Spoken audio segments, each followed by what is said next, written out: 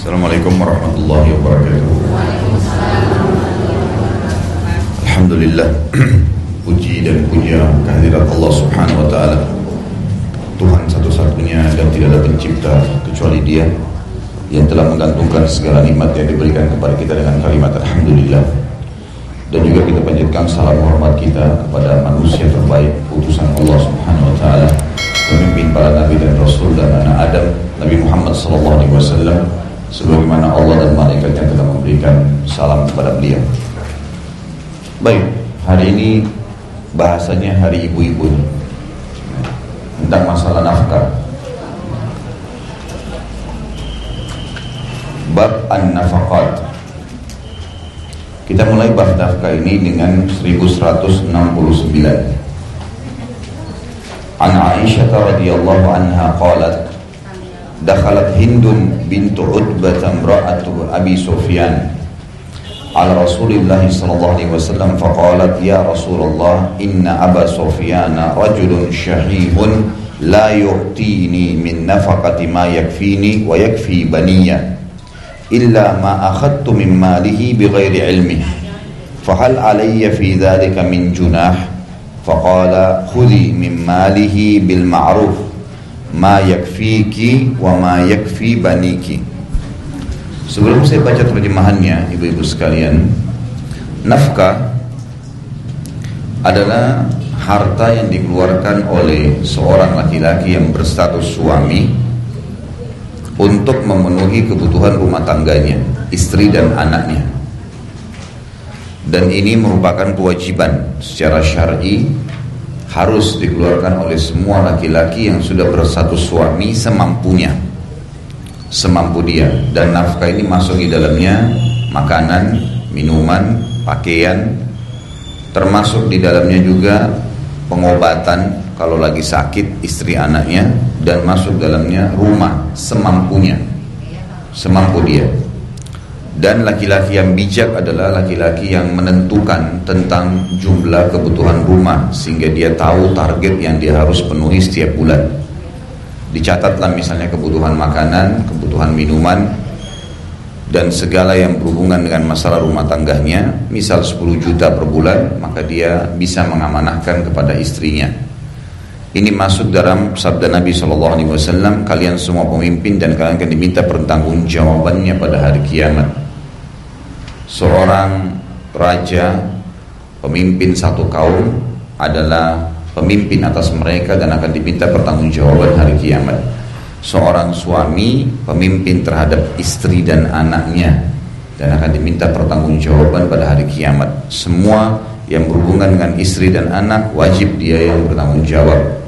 Keluarnya, masuknya, pakaiannya, makanannya, minumannya, semua yang berhubungan dengan mereka wajib dia yang atur, dan harus sesuai dengan hukum Allah subhanahu wa ta'ala. Kalau tidak, dia bertanggung jawab pada hari kiamat. Makanya Nabi SAW menghardik laki-laki yang membiarkan istrinya pada pelanggaran agama, yang dikenal dengan istilah dayyus, ya, di dalam hadis. Kemudian seorang wanita, pemimpin terhadap harta, di sini masuk rumah, nafkah yang dikasih, dan anak suaminya, serta akan diminta pertanggungjawaban hari kiamat. Makanya ulama mengatakan perempuan tidak boleh lepas dari masalah ini, rumah dan anak. Ini asas dari kewajibannya. Selebihnya sunnah bagi dia. Makanya di sini dia harus tahu pertanggungjawaban akan ditanya oleh Allah Subhanahu wa taala. Dan yang terakhir, seorang budak, pemimpin terhadap harta tuannya dan akan diminta pertanggungjawaban pada hari kiamat. Ketahuilah kalian semua pemimpin terhadap apa yang telah diperintahkan atau diamanahkan tadi, dan akan diminta pertanggungjawabannya pada hari kiamat. Jadi dari apa yang saya terangkan tadi, ibu-ibu sekalian, suami ibu wajib memberikan nafkah sebatas kemampuannya dan tidak lebih dari itu. Selebih daripada apa yang merupakan kebutuhan dasar sudah bukan nafkah lagi. Dan ibu tidak boleh mengambil semua pendapatan suami. Haknya ibu dari Allah nafkah. Dan terbalik, kalau suami tidak punya hak secara mutlak dari harta istrinya, kecuali kalau memang itu dari dia, modalnya misalnya, atau suami memberikan uang bulanan kemudian ada yang lebih, Makanya dibicarakan baik-baik. Ini ada yang lebih, bisa saya tabung, bisa saya gunakan untuk yang lain, misal. Karena itu amanah dititipkan. Ya. Tentu suami yang bijak adalah suami yang bisa menilai pengorbanan istri. Kalau misal biasa uang 10 juta per bulan ditambahin 1 juta misalnya, itu untuk hadiah untuk istrinya. Kalau memang dia Allah mudahkan melebihi atau mempunyai kelebihan. Saya bacakan terjemahannya. Hadis pertama yang diangkat oleh penulis ini tentang masalah bagaimana kasusnya kalau suami tidak memberikan nafkah. Apa yang harus dikerjakan oleh seorang istri? Aisyah radhiyallahu anha berkata, Hindun binti Utbah, istrinya Abu Sufyan. Tahu Yun siapa? Hindun, yang pernah menyuruh membunuh Hamzah di perang Uhud. Ya. Tapi ini setelah pembebasan kota Mekah, dia masuk Islam sama suaminya. Dulunya dia sama suaminya benci dengan Islam. Hindun binti Utbah, istri Abu Sufyan, masuk menemui Rasulullah SAW dan berkata, wahai Rasulullah, sungguh Abu Sufyan adalah orang yang sangat pelit. Ia tidak memberiku nafkah yang cukup untukku dan anak-anakku kecuali aku mengambil dari hartanya tanpa sepengetahuannya. Apakah yang demikian itu membuatku berdosa? Beliau menjawab sallallahu alaihi wasallam, ambillah dari hartanya yang cukup untukmu dan anak-anakmu dengan baik. Muttafaqun alaih. Hadis ini maksudnya adalah kalau misalnya kebutuhan dasar rumah, memang dasarnya begitu, jujur. Kebutuhan anak sekolah, SPP-nya, kebutuhan makan, beli makanan di rumah, kebutuhan listrik dan seterusnya, emang 10 juta. Suaminya punya kemampuan, suaminya orang kaya, tapi dia cuma kasih 5 juta misal. Kurang, dibahasakan tidak mau mengerti. Maka pada saat itu seorang wanita boleh mengambil harta suaminya tanpa sepengetahuannya, tapi tidak boleh lebih. Antara ibu sama Allah. Mengambil lebih dari nafkah berarti mencuri, namanya haram. Antara kita sama Allah SWT. Jadi kita harus tanamkan ibu-ibu sekalian dalam hati kita, kalau hubungan kita dengan Allah Subhanahu wa ta'ala ini adalah nomor 1 dalam segala kehidupan kita. Harusnya begitu. Hubungan seorang hamba sama Allah, dia sendiri atau dia rame-rame sama temannya, tetap Allah Tuhannya melihatnya, Allah menilainya, dan Allah sangat baik, akan memberikan balasan yang baik pada orang yang baik dan akan menghukum orang yang jahat. Tidak ada yang bisa luput dari azabnya Allah dan juga rahmatnya Allah. Kalau Allah mau kasih azab pasti akan datang, kalau Allah mau berikan rahmat pasti akan datang. Makanya di sini hukum yang diambil adalah bolehnya, wajibnya seorang suami memberikan nafkah dulu, dan nafkah adalah hal yang harus memenuhi kebutuhan istri dan anaknya semampu dia tentunya. Ini kata-kata mampu ya semampu. Dia bisa kontrak rumah dari kayu ya rumah dari kayu, gitu kan. Dia bisa sewa rumah, kontrak rumah yang besar bagus ya alhamdulillah. Dia bisa belikan rumah alhamdulillah. Bisa beliin istana, building alhamdulillah. Tapi kalau nggak bisa ya sudah, gitu kan. Dan makin besar jumlah yang dia berikan kepada anak istrinya, makin membuat mereka nyaman, makin besar balasan dari Allah Subhanahu wa ta'ala. Karena memang pahalanya sangat besar, gitu kan. Yang kedua adalah seorang istri ya, mempunyai hak nafkah tidak lebih daripada itu, dan kalau kurang boleh diambil dari harta suaminya kalau suaminya mampu dan sengaja tidak mau kasih, gitu kan. Masuk dalam hal ini ibu-ibu sekalian harus diketahui, tidak boleh mengambil kalau nafkahnya kurang menurut ibu-ibu misalnya, dan suami memang tidak punya. Lalu suami kebetulan punya kewenangan untuk mengambil utang di kantor.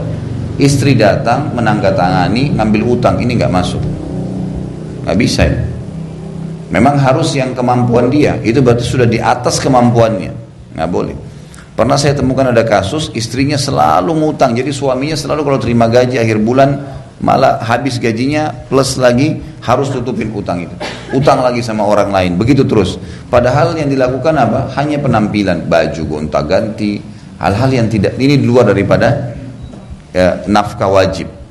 Ingat, sesuatu yang dibutuhkan mendesak. Ibu kalau sudah punya baju cukup dipakai, itu sudah masuk dalam nafkah, sudah selesai. Kalau hanya untuk membeli tambahan, hanya untuk ganti HP, hanya untuk ganti mobil, ini nggak masuk dalam nafkah ini. Itu dari kebaikan suaminya, dia harus bisa membahasakan, gitu kan. Jadi harus faham hubungan kita sama Allah Subhanahu Wa Taala ini harus dinomorsatukan sehingga kita tahu Allah sedang mengawasi kita. Dan Allah sangat baik. Begitu kita baik dalam hati, hati kita baik, niatnya baik, Allah mudahin semuanya. Subhanallah, niatnya buruk, Allah persulit. Jadi harus difahami, jaga hubungan sama Allah, Allah akan jaga hubungan dengan makhluk. Ini yang kita ambil pelajaran dari hadis pertama di bab nafkah nomor 1169.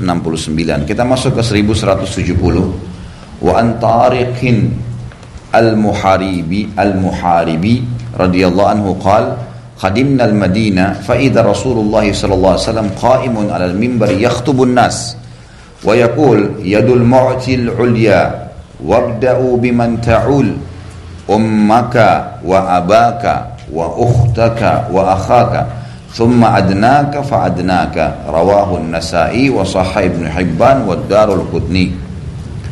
Tariq Al-Muharib radhiyallahu anhu berkata, ketika kami sedang datang ke Madinah, Rasulullah SAW berdiri di atas mimbar berkhutbah di hadapan orang-orang.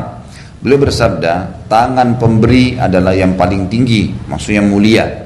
Memberi lebih baik daripada menerima. Sebagaimana ada hadis Nabi SAW yang lain riwayat Bukhari juga, yadul ulia khairu min yadis sufla.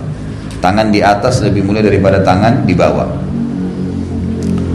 Dan mulailah untuk memberi bantuan-bantuan kepada orang yang menjadi tanggunganmu. Tentu hadis yang pertama menyebutkan tentang istri dan anak, kebutuhan dasar itu. Setelah istri dan anak datang siapa? Ibumu dan ayahmu. Jadi seorang suami dari hadis ini dia harus memenuhi kebutuhan rumah tangganya, baru kemudian lebihnya dia berikan kepada orang tuanya, gitu kan? Tapi hati-hati ibu-ibu sekalian, banyak orang atau anak laki-laki justru tidak berbakti sama orang tuanya karena pengaruh dari istrinya yang tidak bertakwa kepada Allah. Ini nggak boleh. Harus faham kalau kebutuhan dasar sudah terpenuhi, selebihnya si suami punya hak untuk melakukan sedekah, terutama kepada kedua orang tuanya, ibumu dan ayahmu. Kalau ada lebih, saudaramu perempuan dan saudara laki-lakimu. Lalu orang yang dekat denganmu, maksudnya kerabat-kerabat dekat dan yang lebih dekat denganmu. Artinya siapa lagi setelah itu? Adnaka, maknanya adalah orang yang setelah itu, orang yang setelah itu. Kayak ponakan, paman, semuanya akhirnya masuk juga. Boleh dibantu kalau Allah berikan kelebihan. Hadis ini diriwayatkan oleh Nasa'i, hadis sahih menurut Ibn Hibban dan Darul-Qutni. Hadis ini memberikan pelajaran kepada kita. Yang pertama adalah nafkah yang datang setelah istri dan anak adalah orang tua. Setelah orang tua, saudara dan saudari dan saudara. Jadi ibu jangan marah kalau suaminya membantu orang tuanya pada saat nafkah ibu sudah terpenuhi. Itu kewajiban dia. Begitu pula dengan saudarinya, iparnya ibu perempuan. Kadang-kadang ada juga istri yang marah sama suaminya karena dia bantu saudarinya, padahal saudarinya itu janda misalnya, butuh. Itu kewajiban dia memang. Saudari didahulukan dari saudara. Nah, ini juga termasuk kewajiban. Lalu kemudian kerabat secara umum. Artinya kita diminta agar bersyukur kepada Allah Subhanahu wa taala kalau sudah dipenuhi. Karena Allah menjadikan sebagai hukum syar'i kewajiban bagi laki-laki untuk membiayai si perempuan ini. Ibu bayangkan, ibu tidak pernah kenal suaminya ibu sebelumnya, tiba-tiba menikah, tiba-tiba hasil keringatnya diberikan ke ibu. Itu sudah satu penilaian yang luar biasa. Semestinya bisa dinilai kadar itu, ya. Apalagi kalau dia orangnya royal, lebih baik lagi, sering memberikan tambahan-tambahan, itu sangat luar biasa. Jadi tidak boleh sampai kita menjadi penghalang, justru dia melakukan perbuatan-perbuatan yang wajib. Sekali lagi, sesuatu yang tambahan bukan sifatnya nafkah. Seperti membeli mobil misalnya, membeli tas yang baru, membeli apalah. Ini semua kita bicara karena ibu-ibu ini perempuan. Sepatu lah, inilah, itulah. Selama ada cukup. Gitu kan? Sudah ada satu, ada dua, pakai dulu. Kalau ada kelebihan rezeki, dan laki-laki itu ibu-ibu sekalian paling senang kalau disentuh kepemimpinannya, gitu kan. Nanti insya Allah kalau ada kelebihan rezeki tolong beliin saya lagi ya. Itu lebih baik daripada nanti ingat ya, terima gaji jangan lupa sepatu baru. Nah itu akhirnya nanti dia di akhir bulan pura-pura tidak hadir nih. Terlambat pulang sengaja. Soalnya cara mintanya nggak santun, gitu kan.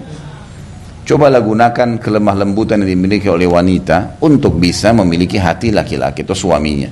Jangan gunakan kekerasan, karena kalau kekerasan laki-laki akan hadapi seperti orang yang lagi utang di luar, gitu kan. Jadi harusnya faham tentang masalah-masalah seperti itu. Itu pelajaran pertama di sini, ya, adalah orang-orang yang datang setelah istri dan anak, orang tua, kemudian saudari, saudara, dan seterusnya kerabat terdekat. Pelajaran kedua, ibu-ibu sekalian, bersedekah dalam Islam adalah pahala atau ibadah yang sangat ditekankan. Dan sedekah itu manfaatnya sangat banyak. Di antaranya dalam hadis lain dikatakan as-sadaqatu tudfi'u ghadabur rahman. Sedekah bisa meredam murkahnya Allah, ya, murkahnya Zat yang Maha Penyayang. Sampai Abdullah bin Umar, Abdullah bin Abbas radhiyallahu anhum ajma'in, sahabat Nabi, itu kalau mereka merasa ada masalah yang belum terpecahkan, maka mereka keluar mencari fakir miskin dan mereka bersedekah dengan harapan sedekah itu bisa meredam murkahnya Allah dari dosa yang dia lakukan, gitu kan. Ini termasuk pelajaran yang diambil, manfaat sedekah. Kemudian sedekah juga bisa mensucikan harta kita. Mungkin ada uang-uang haram, gitu kan. Yang ketiga, melunakkan hati seseorang agar tidak pelit, sehingga dia bisa berbagi dengan orang lain. Dan ingat, hari ini kita memberi, besok kita diberi. Hari ini kita menahan, besok kita ditahan. Ada unsur timbal balik. Hari ini kita menggunjing, besok kita digunjing. Hari ini kita baik sama orang, senyum, besok kita akan disenyumi. Al-jaza, kata Nabi SAW, min jinsil amal. Balasan akan datang sesuai dengan kadar perbuatan seseorang. Sedekah juga menjadi penyebab bertambahnya harta. Karena kata Nabi SAW, ma naqasa malun min sedekah. Tidak akan berkurang harta hamba karena sedekah. Dan masih banyak manfaat-manfaat yang lain, ya. Usahakan juga dalam sedekah ini niatnya karena Allah dan berikan yang terbaik. Berikan yang terbaik. Karena dalam Islam ada namanya adab, ya. Adab itu kemasan. Kemasan. Kalau seorang suami misalnya memberikan uang bulanan istrinya, uang baru misalnya, beda saja dengan uang-uang yang tua. Dia berusaha berijtihad tentunya. Kalau Allah mudahkan, kemudian dia berikan sama dengan kita kasih ke fakir miskin. Kita berikan 10.000 tua dengan 10.000 baru, beda. Ada nilai sendiri, itu adab namanya. Sama dengan orang menghidangkan makanan, ditata rapi, nasi goreng sama nasi goreng tapi ditata rapi. Semuanya ditata rapi, nasinya ditata rapi, telurnya ditata rapi, dengan berserakan saja dihidangkan. Niat itu, ya, untuk menjaga adab, ya, tata keramahnya, punya nilai pahala sendiri di sisi Allah. Orang bangun sholat malam, dia mandi dulu, segar, pakai baju yang bersih, mukena yang bersih, bubuhi minyak wangi di tempat sujudnya, baca ayat dengan santun, dengan doahan santun kepada Allah. Ini beda pahalanya dengan orang asal bangun saja buru-buru sholat dan seterusnya, ya, jadi beda. Orang makin diperindah ibadah itu, maka makin dikemas, maka makin bagus. Tapi ibadah yang sudah ada panduannya, ya. Jangan lupa harus ibadah yang bisa pandu dalam agama, ada dalilnya, baru kita kemas, ya. Seperti itulah. Termasuk ibu-ibu jangan menahan diri kalau memberi makanan misal kepada orang gila. Subhanallah, ini saya lihat poin ini jarang orang berpikir, ya. Orang gila ambil makanan di sampah, dia nggak pernah berpikir untuk kasih makanan mereka. Padahal sebenarnya Allah tidak pernah menyuruh kita melihat siapa yang menerima, tapi Allah menilai kadar niat kita. Orang gila kalau kita nggak kasih makanan, lalu siapa yang kasih makanan? Orang gila yang kalau bukan kita yang kasih pakaian, siapa yang kasih pakaian? Dibiarin terbuka auratnya, kenapa kita tidak tutupin? Kenapa kita nggak laporin ke rumah sakit terdekat misalnya? Atau kita meminta kepada siapa, beberapa orang, ya, orang-orang ojek misalnya bisa datang ke rumah sakit terdekat untuk jemput dia, dilaporin, kita biayain masuknya sehingga di sana terawat dia, walaupun gila, dirawat di rumah sakit, ada yang mandikan atau diajar mandi atau apa segala, itu sudah pahala juga, gitu kan. Jadi semuanya ada nilai pahala yang di sisi Allah Subhanahu wa taala. Itu kalau orang gila, orang asing, orang susah. Bagaimana dengan orang-orang yang terdekat dengan kita? Jadi harusnya kita tahu semuanya berbeda. Masuk dalam hal ini sederhana, ya. Ibu-ibu menata spray yang rapi dengan niatnya supaya lebih nyaman buat suami, itu juga kemasan. Dengan dibandingkan spray itu ya sudah aja, sudah keringatan, sudah nggak enak, baunya nggak enak, dibiarin saja. Maka karena suami saya kan tidak rewel, nggak apa-apa. Ada kadang-kadang begitu, ya, makanan sederhana saja. Kenapa kok makannya begini? Suami saya nggak apa-apa kok, nggak rewel. Padahal sebenarnya kalau dia kemas, suaminya minta atau tidak minta, Allah menilainya. Kita harus tahu hubungan dengan Allah Azza wa Jalla, jangan lupa itu. Sebagaimana kita kalau niat buruk kepada orang, hati-hati, semua Tuhannya sama. Saya sudah kasih contoh itu hari. Kucing yang ditendang juga punya Tuhan sama Allah. Kita tendang dia sekarang dengan alasan kucing itu tidak bisa membalas, atau anak kecil kita karena kita anggap anak kecil dia salah sedikit dicubit sampai biru. Ini semua pasti akan datang balasannya, pasti. Jadi jangan heran ibu pernah ngangkat air panas ketumpah di pahanya biru juga. Kenapa cubit anaknya, gitu kan? Kenapa nggak ingatin baik-baik? Masih bisa dengan omongan, masih bisa dengan rangkulan, gitu kan? Contohnya. Nah, ini semua kemasan, jadi mestinya seperti itu. Nah, memberi ini dalam Islam mulia. Dan kalau makin baik kita beri, maka makin baik juga balasan dari Allah. Seperti itulah. Jangan pernah bersedekah dengan istilah daripada. Ini sering saya bilang. Daripada makanan rusak, kasih aja satpam, kasih aja supir, kasih aja orang. Ini daripada, ini juga rezeki daripada nanti. Pas-pasan. Kalau beli makanan, mau kasih sedekah, masih baru fresh tuh buah-buahan, udah dibagi tuh. Ini satu dikasih mbak yang kerja di rumah, ini kasih supir, sebagian buat kita, sama, derajatnya sama. Allah juga akan begitu nanti sama kita, gitu ya. Tapi kalau yang busuk-busuk dikeluarin semua, ini kasih aja supir nih, misal, ini kasih aja mbaknya nih, nggak apa-apa, seakan-akan tidak ada nilainya dia. Ingat, jangan pernah hubungkan antara ibadah kita dengan siapapun dari makhluk, nggak ada hubungannya. Allah yang menilai. Proposal masjid datang kepada kita di majelis ini 100 juta, kemudian kita nyumbang semua. Ternyata sebulan kemudian orangnya dusta. Rugikah kita? Tidak. Walaupun dia tidak bangun masjidnya. Allah berikan kita sesuai dengan niat. Dapat rumah di surga. Nggak ada ruginya. Dari sini juga ambil pelajaran. Orang-orang miskin minta-minta di jalan, kasih. Nggak usah bilang ini masih kuat, masih muda, tuh syaitan semua. Tugas kita orang minta, beri. Kan begitu. Jadi tidak usah lagi kenapa ini diprotes, itu semua syaitan. Minimal kita lewat dan tidak bersedekah. Sedekah. Lewat di sebuah tempat masjid, kita sudah pernah sumbang kemarin. Lewat lagi, saya sudah sumbang kemarin. Loh itu kemarin, di buku amal sudah ada. Dia masih buka kotak amal, hari ini kasih lagi. Kenapa nggak dikasih tiap hari? Tiap hari dicatat kan? Jadi jangan sampai kita malah membatasi hal-hal yang bisa datang kepada kita dari sisi manfaatnya, karena rezeki bertambah dengan sedekah, mulia dan seterusnya. Dan ini pelajaran dari hadis 1170. Selanjutnya 1171. Wa an Abi Hurairah radhiyallahu anhu qala qala Rasulullah SAW lil mamluki ta'amuhu wa kuswatuhu wa la yukallifu minal amali illa ma yutiq. Rawahu Muslim. Dari Abu Hurairah anhu bahwa Rasulullah SAW bersabda, hamba yang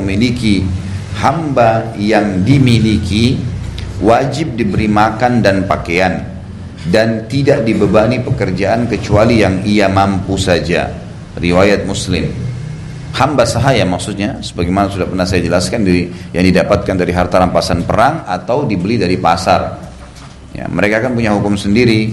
Yang sudah pernah saya paparkan panjang lebar seperti apa hukum-hukum mereka, masalah mukatib, mereka menebus diri mereka, atau orang yang membebaskan menjadikannya sebagai kafarah pembebasan dosa, atau misalnya memang orang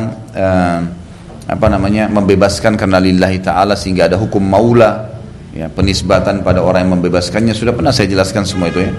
Yang jelas hamba sahaya ini walaupun mereka budak, ya, ini bukan pembantu ya, pembantu itu orang yang bebas. Ini budak ini bisa diperjualbelikan, bahkan bisa diperintahkan ya, mereka melakukan perbuatan-perbuatan atau pekerjaan rumah. Tapi ini dalam Islam beda antara Islam sama agama yang lain. Kalau agama yang lain itu budak luar biasa, dicambuk, dipukul seperti dulu, zaman-zaman dulu. Dalam Islam tidak. Wajib diberikan makanan dan pakaian. Sampai para sahabat ridwanullahi alaihim, diantaranya Zubair bin Awam radhiyallahu anhu, beliau kalau jalan dengan budak-budaknya itu tidak ketahuan yang mana Zubair, karena bajunya disamain semua. Zubair bin Awam punya puluhan budak, gitu kan, yang beliau sengaja beli. Bahkan beliau tiap hari beli 36 budak sesuai dengan kadar uang yang beliau miliki. Datang ke pasar beli 36 dibebasin, 36 dibebasin. Kebiasaannya beliau di atas 30 orang, tapi dalam riwayat dikatakan 36 orang per hari. Dia beli, harganya berapapun, misalnya satu orang 10 juta, dibeli sama dia. Lalu dibebasin, kalian bebas semua karena Allah. Ya, sebelum dibebasin dihadiahin baju, dihadiahin makan, begitulah. gitu kan? Bermuamalah. Gitu. Dan kita tahu Nabi SAW mencontohkan bagaimana bermuamalah dengan hamba sahaya, diantaranya hamba sahaya beliau yang bernama Zaid bin Harithah. Nah, ini terkenal sahabat Nabi, juga cukup banyak meriwayatkan hadis. Zaid bin Harithah dulu adalah budaknya atau hamba sahayanya Khadijah sebelum menikah dengan Nabi SAW. Dan dibeli di pasar oleh Khadijah. Gitu kan? Tentu Zaid bin Harithah ini anak kepala suku, nama ayahnya Harithah. Nama ayahnya Harithah. Dan Harithah ini berperang, sukunya berperang sama suku lain sampai membuat akhirnya dia terkalahkan dan Zaid anaknya menjadi budak, diperjualbelikan di pasar. Setelah beberapa tahun kemudian dia dengar kalau Zaid ini ada di salah satu pemimpin Mekah, namanya Muhammad SAW, Nabi Muhammad SAW. Maka Harithah datang lagi dan berkata, wahai Muhammad, anakku ini bukan budak, dia orang bebas, saya kepala suku, ini anak saya, dia pewaris saya nih. Saya meninggal, dia gantikan saja di kepala suku. Saya mau tebus sekarang. Kata Nabi SAW, begini saja, tidak usah kamu tebus dengan apapun. Tanya kepada Zaid. Kalau Zaid memilih kamu, silahkan ambil, bebas. Tapi kamu harus bisa menerima dengan besar hati kalau Zaid memilih saya. Tentu saja si Harithah berpikir, mana ada anak memilih selain ayahnya. Dia datang kepada anaknya mengatakan, hai Zaid, Muhammad orang yang bijaksana. Dia hanya minta kamu milih saya saja. Bilang saya mau ikut ayah saya, kamu bebas dari budak. Nggak ada lagi hukum budak pada kamu. Lalu ayahnya mau bersin nggak jadi. Lalu ayahnya Harithah itu kan kaget waktu anaknya Zaid mengatakan, saya tidak mungkin mendahulukan siapapun di atas Muhammad. Katanya saya tidak mungkin mau pisah sama Muhammad ini. Belum jadi Nabi waktu itu. Maka akhirnya Harithah membiarkan, mengikhlaskan dan dia pulang, dan semenjak itu diganti namanya Zaid ibn Muhammad. Sampai turun firman Allah Subhanahu wa taala, a'udzubillahi minasyaitonir rajim, ma kana Muhammadun aba ahadin min rijalikum walakin Rasulullah wa khataman nabiyyin. Muhammad bukanlah ayah seseorang di antara kalian, tapi dia penutup para nabi dan rasul, gitu kan? Sampai akhirnya pada satu ayat diganti lagi namanya menjadi Zaid ibn Harithah. Tapi ini hamba sahaya Nabi SAW, gitu kan? Dia sangat cinta dengan Nabi SAW karena apa yang Nabi makan dia makan, apa yang Nabi pakai dia pakai. Ini luar biasa, gitu kan? Bagaimana Islam bermuamalah dengan hamba sahaya. Dan kalau kita lihat rentetan sejarah peperangan dunia, kita temukan pasukan umat Islam adalah pasukan yang paling santun dan baik dalam peperangan. Tidak pernah membunuh wanita, tidak pernah membunuh anak-anak. Ya. Kalau pasukan jihad yang benar ya, kalau mengatasnamakan Islam itu dan mereka salah itu berarti keluar, karena kita punya hukum ada. Tidak boleh bunuh perempuan, tidak boleh bunuh anak-anak, tidak boleh bunuh orang tua, tidak boleh bunuh orang menyerah, tidak pernah rusak fasilitas umum, tidak boleh membunuh hewan-hewan, tidak boleh merusak tumbuh-tumbuhan, tidak boleh merusak tempat ibadah. Jadi kalau ada gereja maka tinggal diubah menjadi masjid misalnya, seperti itulah. Nah, masuk di dalamnya para tawanan dan hamba sahaya itu dimuamalahkan dengan baik. Para sahabat kalau dapat hamba sahaya di peperangan, yang paling pertama mereka lakukan bebasin. Yang paling pertama mereka lakukan adalah membebasin, berlumba-lumba mencari pahala dengan bebasin. Ada juga yang menahan, kalau dia butuh uang maka dia menjualnya dengan orang yang lebih baik dan seterusnya, gitu kan. Seperti itulah. Yang jelas di sini bermuamalah dengan hamba sahaya yang bisa diperjualbelikan hukumnya wajib. Kata Nabi SAW, hamba yang dimiliki wajib diberi makan dan pakaian dan tidak dibebani pekerjaan kecuali yang ia mampu. Pelajaran pertama tadi yang kita bisa ambil adalah masalah hukum hamba sahaya sebagaimana saya jelaskan. Yang kedua, ulama menghubungkan hadis ini dengan semua orang yang dibawa naungan kita karena bekerja. Pegawai, pembantu, supir, semuanya masuk di sini. Harus kita bisa memenuhi kebutuhan mereka selama mereka kerja dengan kita. Kalau sekarang misalnya ada gaji bulanan ya. Kalau di zaman dulu tidak ada penentuan gaji bulanan, tapi biasanya diberikan kebutuhannya semua. Jadi tergantung salah satunya. Dan ibu juga sangat baik kalau misalnya membeli baju ada bulanan, dikasih kepada pembantunya, dikasih kepada supirnya, dikasih kepada orang-orang yang kerja dengan kita, itu sangat baik ya. Dan umumnya subhanallah orang-orang yang betah kerja di satu tempat karena muamalah yang baik dan hadiah yang diberikan. Biasanya orang begitu. Ada orang subhanallah tidak punya perasaan, beli makanan, baunya wangi makanan tersebut, disuruh pembantunya hidangkan, lalu dia habiskan makan dengan istri dan anaknya. Pembantu sama sekali nggak dikasih. Bagaimana bisa ada perasaan seperti ini? Harusnya kita sisihkan. Dan saya bilang tadi, paling ideal niatkan karena Allah. Begitu makanan itu dibuka, paling pertama ambil buat kamu. Bilang, ambil buat kamu bagianmu, ini bagiannya, ini buat mbak ya. Ini kasih juga mas sana itu yang supir, dikasih. Kemudian ini sisanya dinikmati. Jadi mereka juga tahu buah-buahan, apa saja minuman. Akhirnya banyak pembantu ibu-ibu sekalian di rumah kita sudah tahu akhirnya mencuri makanan. Ya. Dia mencuri gara-gara tuannya. Tuannya tidak kasih. Gimana ini? Mesti kita kasih. Ya. Kita kasih. Jadi ini perintah agama. Akhirnya ada pahala sendiri ya. Ada pahala tersendiri. Dan saya sarankan ibu-ibu yang punya orang yang bantu di rumahnya, maka hadiahkanlah pakaian-pakaian yang layak dan juga syar'i, kesempatan tuh. Yang tidak pakai jilbab dikasih jilbab, dikasih pakaian syar'i, dipandu. Ada orang subhanallah 3 tahun kerja pembantunya nggak pernah tahu sholat, dia nggak pandu. Kenapa? Satu rumah bantu cuciin baju segala mesti dipandu, kasih hadiah buku, pandu, hadiahkan radio, bisa didengar radio-radio Islam, ya mereka sambil bekerja sambil dengarin gitu kan. Itu semua hal mendasar, dakwahin kesempatan itu. Saya bilang sama istri saya, panggil seorang hafidz Quran di rumah, belajar, kamu belajar hafal Quran, ajak juga mbak belajar Al-Quran, belajar ngaji, belajar hafal Quran. Siapa tahu subhanallah dia 2 tahun kerja sama kita hafal Quran, dia berhenti nggak apa-apa deh, sudah 30 juz Al-Quran dihafal, kan mustahil. Jadi orang-orang seperti ini juga termasuk tanggung jawab kita, mestinya begitu ya. Baik, selanjutnya 1172. Wa an Hakim ibn Muawiyah al-Kushairi an abihi qala qultu ya Rasulullah ma haqqu zawjati ahadina alaihi qala an tut'imaha idza ta'imta wa taksuha idza iktasaita al-hadits wa taqaddam fi isyratin nisa. Hakim bin Muawiyah al-Kushairi itu sama ya, bahasa Indonesianya ibnunya itu diganti bin ya, Hakim bin Muawiyah.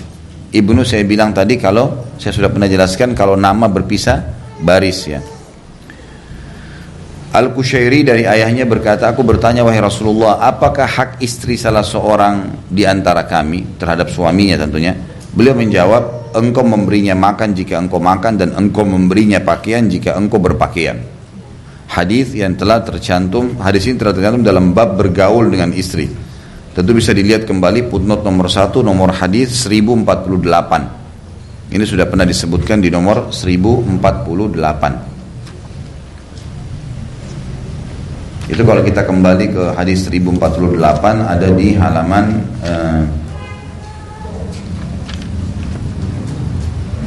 425 ya. Hadis itu menyebutkan. Kita ulangi hadisnya, coba kembali dulu ke 1048 di halaman 425. Halaman 425 nomor hadis 1048. Sudah? Ya. Halaman 425. Hah? Iya, hadisnya kan dimulai dari 4. Ibu langsung terjemahannya. Protes aja. Udah protes salah lagi gitu ya. Itu ada pepatah bahasa Arab Bu itu. Bunyinya begini, akhashafan wa su'akila. Khashaf itu artinya kurma kering. Kila itu timbangan yang buruk. Jadi biasa dipakai dalam pepatah ini, jangan tersinggung ya.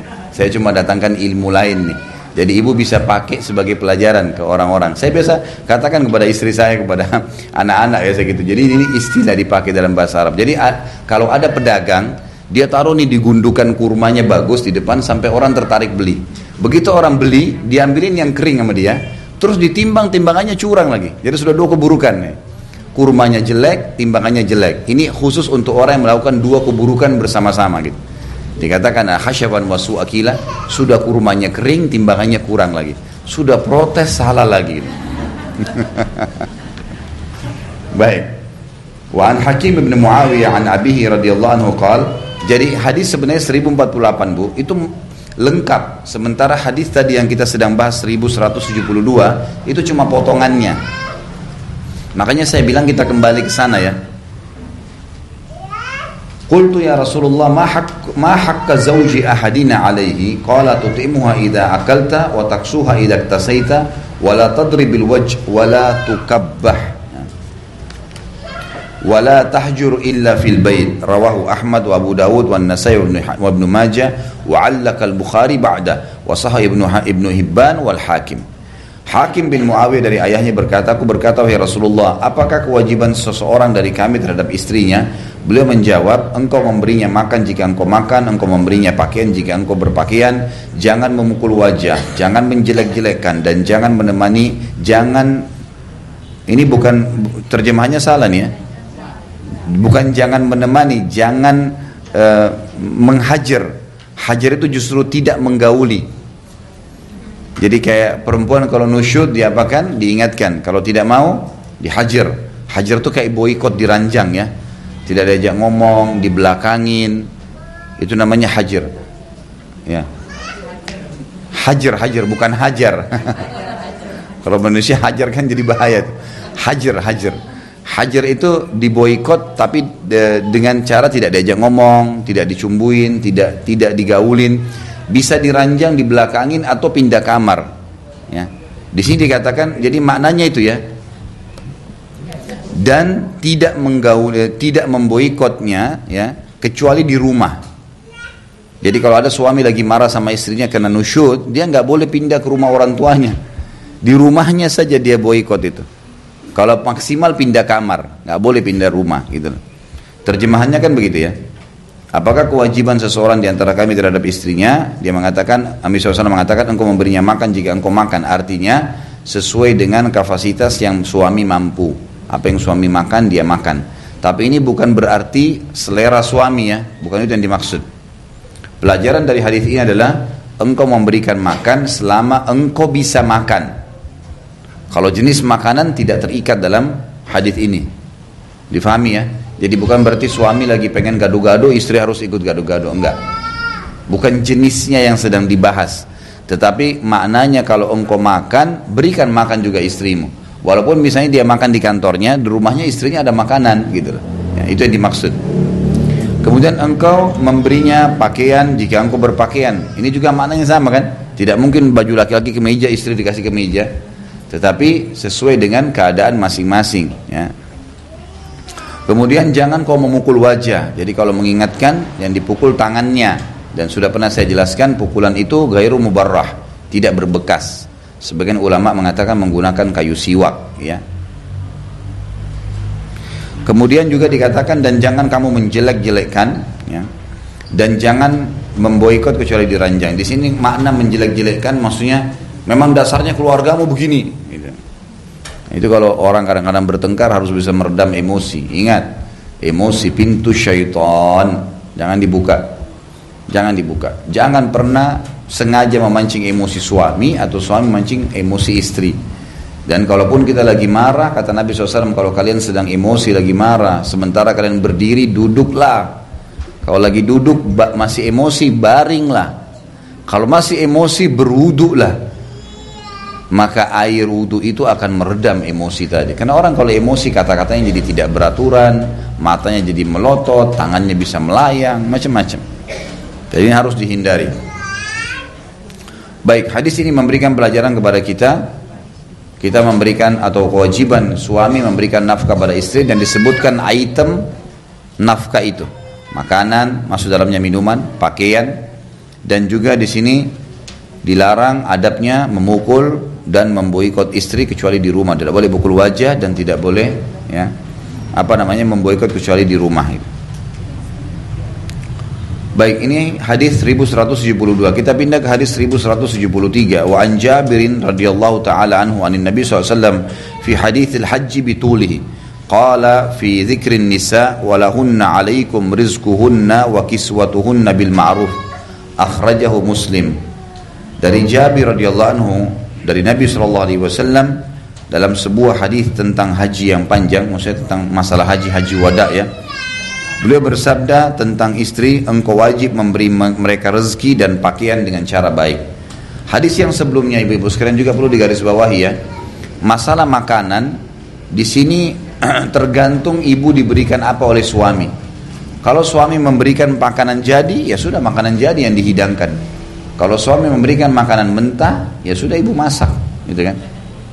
Seperti itu keadaannya. Jadi tergantung. Ya, ibu bisa membahasakan. Ya, jadi bisa saja, misal ibu ada seorang wanita lagi hamil, melahirkan, kesulitan, suaminya catering misalnya, itu bagus saja. Ya, itu bagus saja. Tapi kalau ibu misalnya diberikan, suaminya bilang saya pengen makan ini ya, sebagai bentuk bakti, dia memasakkan itu. Kalau mentah gitu kan. Kalau suami membawa makanan sudah jadi, alhamdulillah gitu. Seperti itulah. Jadi mudahkan permasalahan dunia, jangan sampai dirumitkan gitu. Ya. Ini termasuk pelajaran yang kita bisa ambil tadi di sini ya. Masuk juga dalamnya di sini pakaian semampunya, sudah sering saya ulangi dari tadi, pakaian semampunya, tidak masuk dalam pakaian yang berlebihan dan tidak masuk dalamnya pakaian yang berbau kemaksiatan. Ini suami boleh tidak memberikan istrinya kalau dia mau pakai pakaian untuk ya terbuka auratnya di luar. Dia punya hak untuk menahan itu. Selanjutnya di sini dikatakan hadis yang 1173. Kata Nabi SAW, engkau wajib memberikan mereka rezeki dan pakaian yang baik. Rezeki maksudnya kebutuhan, ya. Engkau memenuhi kebutuhannya. Jadi kewajiban suami, tidak boleh rumahnya kosong, kecuali memang dia miskin sekali, tidak ada lagi sama sekali makanan, tidak ada punya kemampuan untuk lain. Dan cobalah syukuri yang ada. Suami itu bekerja banting tulang di luar, ibu-ibu sekalian, dan dia membutuhkan support dari istrinya. Di antara support dari istri adalah berterima kasih terhadap apa yang diberikan, walaupun itu sederhana gitu, gitu. Tentu di sini harus bisa berimbang ya antara suami kalau memang istrinya nggak sempat masak, nggak ada makanan, ya sudahlah beli makanan makan bersama, dimudahin. Istri juga sama sebaliknya, harus unsur sama, timbal balik gitu. Saya kalau pulang rumah istri saya lagi nggak ada makanan, saya nggak masak hari ini, saya beliin makanan Padang sebelah, beli, ayo kita makan, selesai. Nggak usah jadi rumit, kenapa kok nggak masak, saya sudah kasih uang bulanan, panjang ceritanya ini. Tinggal beli makanan, makan bismillah. Makanan juga itu cuma variasi saja. Kalau sudah lewat tenggorokan, udah lupa tuh mana rendang, mana ayam, mana tempe, mana. Nggak usah rewel. Tapi ibu-ibu juga jangan berlebihan, jangan tiap hari itu terus beli makan Padang sebelah aja deh. Harus berimbang gitu kan. Karena Allah Tuhan kita menilai sesuai dengan kadar niatnya. Jangan lupa, ini dari awal saya ingatkan nih. Allah maha menilai gitu kan. Jadi ini perlu digarisbawahi. Baik, selanjutnya kita pindah ke 1174. Wa Abdullah bin Umar radhiyallahu taala anhuma qala qala Rasulullah sallallahu alaihi wasallam kafa bil mar'i ithman an yudayyi'a man yaqutu. Rawahu an-Nasa'i wa huwa 'inda Muslim bi lafdhin an yahbisa 'amman yamliku qutah. Dari Abdullah bin Umar radhiyallahu anhuma, ini sama, Ibnu Umar itu Abdullah Ibnu Umar, ibnnya harus diganti bin. Bahwa Rasulullah SAW bersabda, cukuplah dosa atau berdosa orang yang membiarkan orang yang wajib diberi makan, ya, maksudnya orang yang wajib dinafkahi. Riwayat Nasai dalam lafaz Imam Muslim, ia menahan memberi makan terhadap orang yang ia miliki. Maksudnya orang di bawah naungannya, istri, anaknya, orang tuanya, nggak boleh dia biarkan mereka dalam kondisi tidak makan. Harus dia bisa berbagi gitu ya. Jadi ada kadang-kadang bentuk suami, dia kalau lagi marah sama istrinya, mungkin selama itu bukan masalah pelanggaran agama yang besar ya. Karena ibu-ibu perlu tahu, nafkah ini tetap berjalan selama ibu tidak nusyud, tidak melanggar ya. Nafkah itu akan gugur kalau ibu nusyud. Ibu keluar rumah tanpa izin, ibu sengaja, maaf, ada seorang wanita selingkuh, ketahuan sama suaminya, ini nafkah batal, nggak ada. Termasuk wanita yang mendapatkan nafkah pada saat cerai, ada kan nafkah berjalan 3 bulan di masa iddah ya. Ini hanya wanita yang tidak melakukan pelanggaran agama. Kalau wanita yang pelanggar agama nggak boleh dikasih nafkah, gugur nafkah darinya. Terutama orang yang meninggalkan rumah, memang selama hidup selalu kurang ajar sama suaminya, selalu kata-kata kasar, selalu macam-macam, terus kemudian diceraikan oleh suaminya, ini nggak ada nafkah bagi dia, nggak ada nafkah ini. Tapi kalau wanita yang umumnya diceraikan dan biasanya kalau masuk pengadilan hakimnya tahu dari keluhan masing-masing, maka akan ketahuan. Nanti hakim akan mengeluarkan keputusan, ini masa iddah, maka anda harus membayar nafkah selama 3 bulan ya, diberikan. Setelah 3 bulan sudah gugur kewajiban nafkah itu, kecuali bila wanita itu hamil. Kalau hamil nafkahnya sampai kapan? Melahirkan. Jadi kalau misalnya ada seorang suami istri bertengkar nih, istrinya lagi hamil 1 bulan, terus cerai. Nah, perceraian ini terjadi begitu saja, tidak ada udzur syar'i, tidak ada pelanggaran dari si perempuan, mungkin hanya karena ketidaksukaan misalnya, atau banyak sebab-sebab duniawi, dan perempuan ini punya udzur syar'i, maka dia harus wajib bernafkah sampai melahirkan. Jadi sampai 9 bulan, 8 bulan ke depan wajib dinafkahi. Kalau tidak, maka masuk dalam hadis tadi. Cukuplah dosa yang sangat berat bagi orang yang membiarkan siapapun yang wajib dia nafkahi. Bagaimana kalau ada seorang wanita yang suaminya jahat, misal ceraikan dia, tidak ada nafkah, sedangkan hidup sama-sama gak ada nafkah, apalagi setelah cerai. Siapa yang wajib menaunginya? Walinya. Kembali kepada hadis pertama tadi. Jadi harus ada, kalau ada saudaranya yang bantu dia, jadi dia tetap ternaungi, dan itu termasuk kewajiban. Ibu nggak boleh larang suaminya membantu saudarinya dia. Tapi ingat, bantuan juga itu dalam bentuk nafkah, kebutuhan dasar dia, bukan untuk beli-beli berlebihan kayak tadi. Sama kasus istri, beli HP baru lah, beli mobil lah, beli pakaian, ini tidak boleh juga. Diingatkan suami kalau dia lakukan itu kan. Tapi kalau makan, minum, kebutuhan dasar, ada kontrakannya dibayarin, kontrakannya listriknya, itu semua pahala di sisi Allah Subhanahu wa taala, ya. Dan ibu, kita harus belajar Bu ya, untuk bisa menunggangi keadaan yang bisa membuat kita panen pahala. Ini penting sekali. Jadi kadang-kadang gini, ada teman-teman kita lagi ngobrol tentang masalah umroh misalnya. Ini kita rencana mau umroh gini-gini. Ibu ingat ada travel yang bagus misalnya. Ibu bilang, oh setahu saya ada travel di sini nih. Misal, siapa tahu dia pakai travel itu, kita dapat pahalanya. Kita bisa punya andil, ya, di kebaikan yang ada. Tunggangin itu. Seperti suami ingin membantu saya, kayaknya harus membawa ibu berobat ke Singapura nih karena sakit. Oh bagus mas, bawa aja. Mudah-mudahan ibu bisa sembuh. Daripada kita bentrok, tapi itu kewajiban dia dan nafkah kita sudah ada. Ibu dukung dengan kalimat itu saja. Ibu partisipasi di pahalanya. Pahala tiketnya, pahala pengobatannya, pahala bakti dengan orang tuanya, banyak nih. Tunggangi keadaan yang ada di sekitar kita untuk panen pahala. Jangan malah sebaliknya nih. Jangan malah kita jadi penghalang untuk itu. Jadi ini juga termasuk berhubungan dengan masalah itu, terutama sedekah dan seterusnya. Ya. Ini biasanya ada orang istrinya royal sekali, suaminya perhitungan. Kalau istrinya mau sedekah dilarang sama dia. Ini juga tidak boleh. Tidak boleh juga sebaliknya, suami royal suka sedekah, istrinya larang. Kecuali nafkahnya terganggu. Kalau enggak masalah gitu kan. Enggak masalah. Jadi harusnya kita begitu. Tidak ada dalam Islam namanya taruh uang cadangan ya. Jadi misal gini, nafkahnya ibu 10 juta per bulan, sudah dikasih nih. Suami gajinya 20 juta. Dia mau bantu kerabatnya. Udah mas, enggak usah bantu dulu kerabat. Ini cadangan, siapa tahu anak-anak sakit. Siapa tahu saya sakit. Ini doa ini. Udah sehat-sehat kok. Sekarang sehat, apa boleh dengan sakit? Allah ada. Allah lebih sayang kita daripada ibu kita. Kenapa harus khawatir? Sakit itu ada saatnya Allah biayai itu. Nggak usah khawatir. Ada saatnya. Gitu ya. Tapi ini kadang-kadang kita berlebihan. Ini juga termasuk pelajaran dalam kaidah hidup yang harus kita perhatikan. Baik, selanjutnya 1175, wa an Jabirin yarfa'uhu fil hamili al mutawaffa anha zawjuha qala la nafaqata laha akhrajahu al Baihaqi wa rijaluhu thiqat lakin qala al mahfudhu waqfu. Dari Jabir, hadis marfu diangkat ya pada Nabi SAW tentang wanita hamil yang ditinggal mati suaminya. Ia berkata tidak ada nafkah baginya karena tidak ada lagi suaminya mati.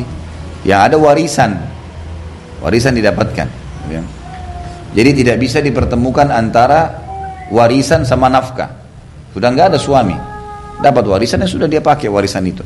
Sekarang ibu ini dibiayai oleh anaknya, oleh saudaranya gitu kan. Jadi tidak boleh ibu bilang saya dapat warisan nih dan ada nafkah setiap bulan saya dikasih sama suami saya 10 juta, ini juga harus tetap berjalan. Ini nggak bisa, suami sudah mati ya. Jadi wanita yang meninggal suaminya tidak ada lagi nafkah. Tidak boleh ibu mewajibkan anaknya misalnya untuk memberikan nafkah sejumlah yang dikasih oleh suaminya. Ini nggak bisa lagi. Jadi kalau mereka membantu nafkah semampu mereka. Sudah tidak bisa tolak ukur kan? Karena tidak semua orang sama ya. Bisa saja suami kita mampu, tapi saudara kita nanti yang menaungi kita pada saat suami meninggal mungkin tidak semampu suami. Harus syukurin yang ada. Dan dunia sebentar, laluin saja.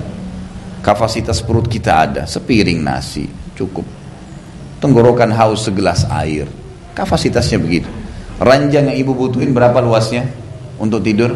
1 kali 2 meter, cukup. Kalau lebih daripada itu, ranjangnya sebesar ruangan ini, guling-guling mau kemana? Ibu bisa pakai baju berapa lembar coba? 1. Itu kapasitasnya. Kotor ganti 1 lagi. Masa kita mau pakai 10 lembar baju? Makanya tidak usah taruh di lemari 50 lembar baju untuk apa? Nanti ada 10 mungkin, itu 10 Masya Allah banyak. Ganti, bosan, kasih orang sedekah beli baru. Tapi kalau tambah lemari, ini mas tambahin lemari mas, baju saya sudah nggak cukup, udah 2 lemari tambah 2 lemari lagi, sampai lemarinya dia Masya Allah bajunya 80%, suaminya 20% saja. Ini yang ketawa tahu diri ya. Sampai suaminya di pojok bajunya nggak ada lemari. Ini sudah melampaui batas. Jangan. Loh, coba tanya yang lain deh. Kayaknya sudah umum itu. Tapi alhamdulillah istri saya sudah didik lain. Jadi dia 1 lemari, saya 1 lemari. Jadi masing-masing lemarinya. Baik. Selanjutnya di sini dikatakan hadis 1000, kita lanjutin riwayat Baihaqi dan para perawinya dapat dipercaya, tapi ia mengatakan bahwasanya hadis ini mauquf ya. Artinya sampai di sahabat saja Jabir radhiyallahu anhu. Selanjutnya 1176 wa thabbata nafyun nafaqa fi hadithi Fatimah binti Qais radhiyallahu anha kama taqaddam rawahu Muslim. Dan tidak ada kewajiban memberi nafkah itu juga terdapat dalam hadis Fatimah binti Qais riwayat Muslim seperti yang telah lewat atau pernah disebutkan. Jadi nafkah ini selama suami hidup. Suami meninggal tidak ada nafkah lagi kecuali pada orang-orang yang memang mau jadi wali kita. Anak kalau sudah berhasil alhamdulillah wajib biaya anak ibunya, atau saudara kandungnya semampu dia, sudah nggak bisa lagi kita tentukan saya dulu terima nafkah 10 juta harus 10 juta. Ini nggak boleh lagi. Kan gitu. Karena itu hanya wajib pada suami. Hanya wajib pada suami. Ingat juga dalam rumah tangga ibu-ibu sekalian, jangan suka niat-niat yang tidak benar nih. Contoh gini. Ada orang ibu-ibu sibuk nabung. Bukan tidak boleh nabung ya, nabung boleh, silakan. Nabung untuk kebutuhan akhirat nanti silakan. Karena ibu kalau meninggal ada 1 miliar di tabungan, tidak sempat disedekahkan, nyesel juga, gitu kan. Boleh nabung, bukan tidak boleh. Tapi ada orang ibu-ibu ditanya, kenapa nabung bu? Siapa tahu saya cerai sama suami saya. Doa ya, itu pernah ada yang bicara sama istri saya begitu tuh. Ditanya ibu, kenapa ibu nabung? Siapa tahu saya cerai sama suami. Sudah ada niat cerai dari awal. Bu, nikah itu ibadah. Ibadah sifatnya abadi. Harus itu. Niat nikah sekarang sampai akhirat nih, sampai surga. Saya kalau nggak sempat antar istri saya ke satu tempat, waduh nggak sempat ke sana. Ada hari esok, tenang. Kau nikah sama saya sampai ke akhirat atau cuma 2 jam, 3 jam? Ya nggak? Sekarang kalau kita nggak bisa hari ini, ada hari esok, ada hari lusa. Kalau mati ketemu di akhirat, ada waktu. Ini enggak, kadang-kadang enggak sempat diantar sekali, 2 hari enggak ngomong sama suaminya. Enggak mau masak. Buka begini ayam masih mentah ditaruh di meja. Gimana? Mestinya kan kalau urusan dunia toleransi aja. Masih ada hari esok. Saya sering bilang sama istri saya, enggak sempat hari ini, ada hari esok, ada lusa. Kita nikah ini abadi loh. Kalau orang cuma nikah tuh kayak ngontrak, naudzubillah cuma sehari 2 hari, perlu dipadatin hari ya mungkin. Ini enggak kan abadi. Ibadah itu sifatnya abadi sampai di akhirat. Mudahkanlah untuk pasangan kita. Tidak sempat istri masak hari ini yang kita inginkan, ya sudahlah. Besok ya, minggu depan ya, nggak apa-apa. Bulan depan ya, nggak masalah. Selama masih ada umur nggak ada masalah. Toleransi ya, urusan dunia. Jadi jangan niat yang aneh-aneh ya dari awal nikah. Dan ini bahaya karena terjadi orang subhanallah yang pernah ucapin itu cerai betul sama suaminya. Terjadi itu, karena saya kenal orangnya. Sampai cerai betul gara-gara itu, sering ngucapin nanti bagaimana kalau saya cerai. Ini cadangan kalau saya cerai. Nanti kalau suami saya mati, ya kalau suami mati duluan. Kalau ibu duluan gimana? Seakan-akan tidak mungkin dia mati, suaminya mati duluan. Kalau Anda mati duluan gimana? ini harusnya berpikir yang rasional ya, sesuai dengan agama. Jadi niatlah yang baik. Berumah tangga, niatkan sekalian untuk dimaksimalin ibadah kepada Allah Subhanahu wa taala. Baik. Selanjutnya 1177. Wa an Abi Hurairah radhiyallahu taala anhu qala qala Rasulullah sallallahu alaihi wasallam al yadul ulya khairu min yadis sufla wa yabda'u ahadukum biman ya'ul taqulul mar'a a'tini aw talliqni rawahu ad-Daraqutni wa isnaduhu hasan. Dari Abu Hurairah anhu bahwa Rasulullah SAW bersabda, tangan yang di atas lebih baik daripada tangan yang di bawah. Selalu beri, selalu memberi. Dalam sebuah riwayat yang lain, Nabi SAW pernah membagi-bagi harta beliau yang sedang ada, lalu pergilah orang-orang yang telah diberi bantuan, ternyata masih ada yang datang minta lagi. Lalu Nabi SAW sedih, raut wajahnya beliau berubah, karena kok masih ada orang yang minta, saya nggak bisa kasih ya. Jadi bayangkan Nabi SAW itu sedih kalau nggak bisa bantu orang. Kita sedih kalau keluarin lebih besar gitu kan. Terbalik ini. Mestinya kita seperti Nabi SAW. Nabi itu sedih kalau nggak bisa berikan orang, dan diberikan itu maksimal.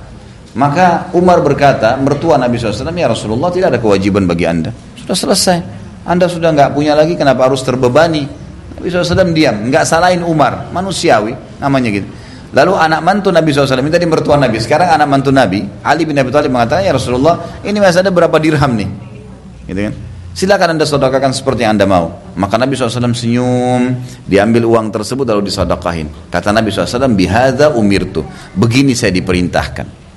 Beri, selalu ringan tangan, memberi mulia. Allah Subhanahu wa taala suka dengan orang yang royal membeli.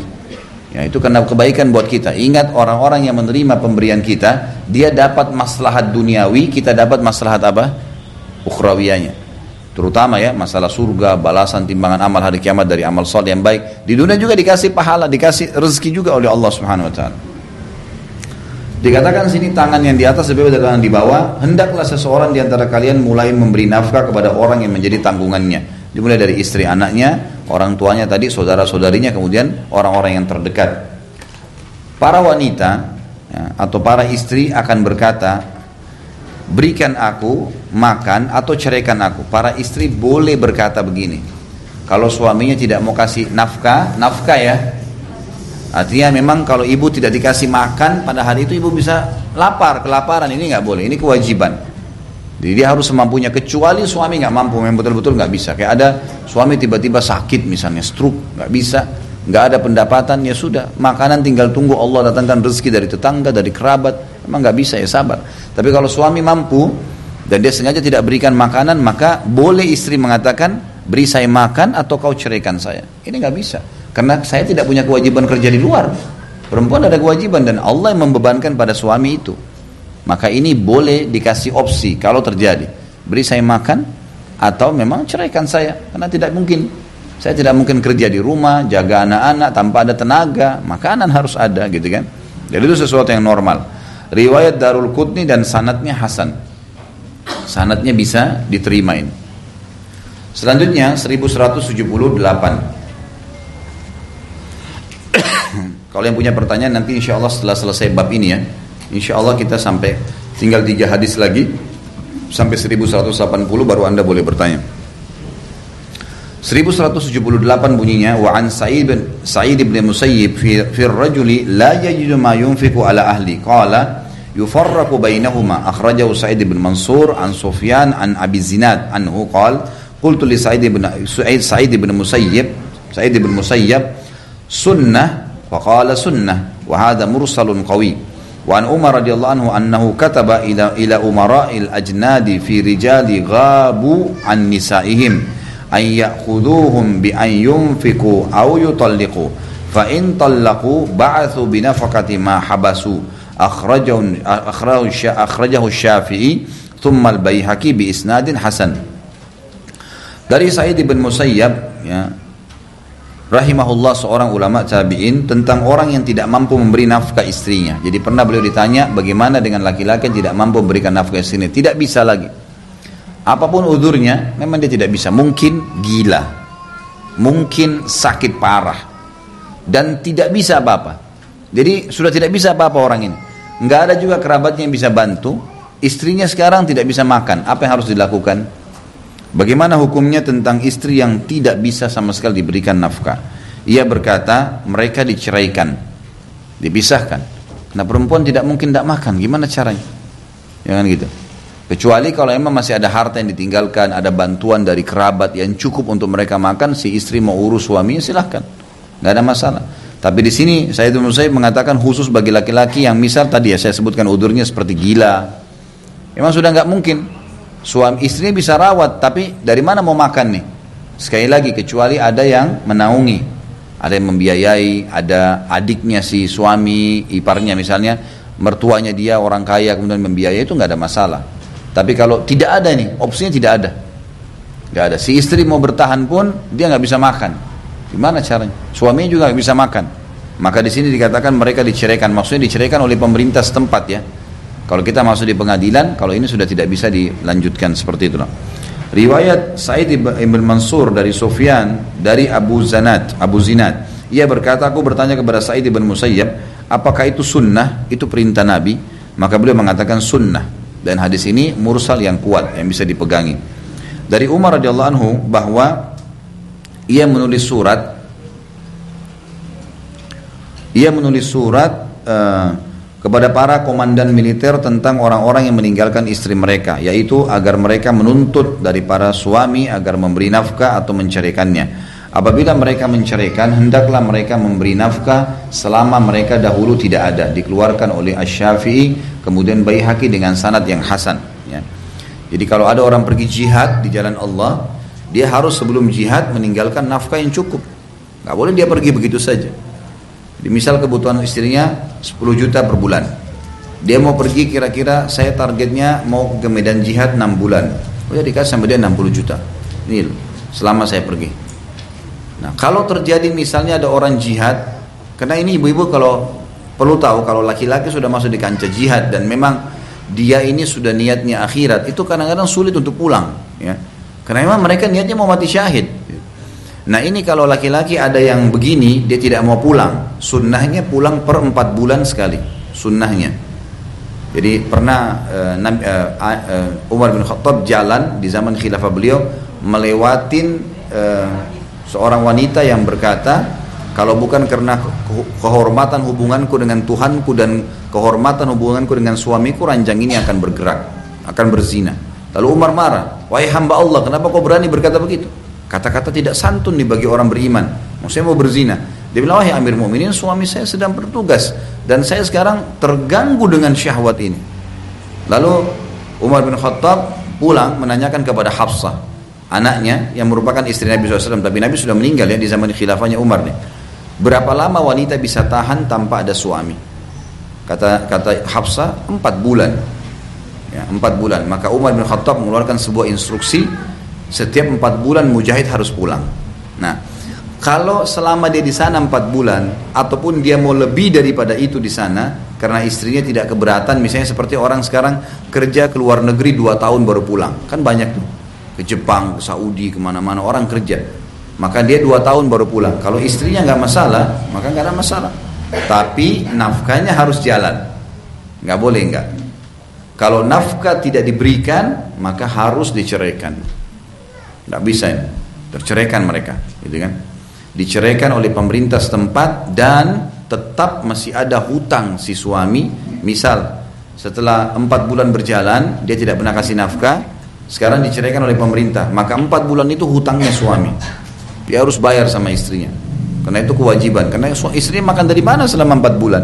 Akhirnya harus mengemis sama orang, akhirnya harus begini gitu.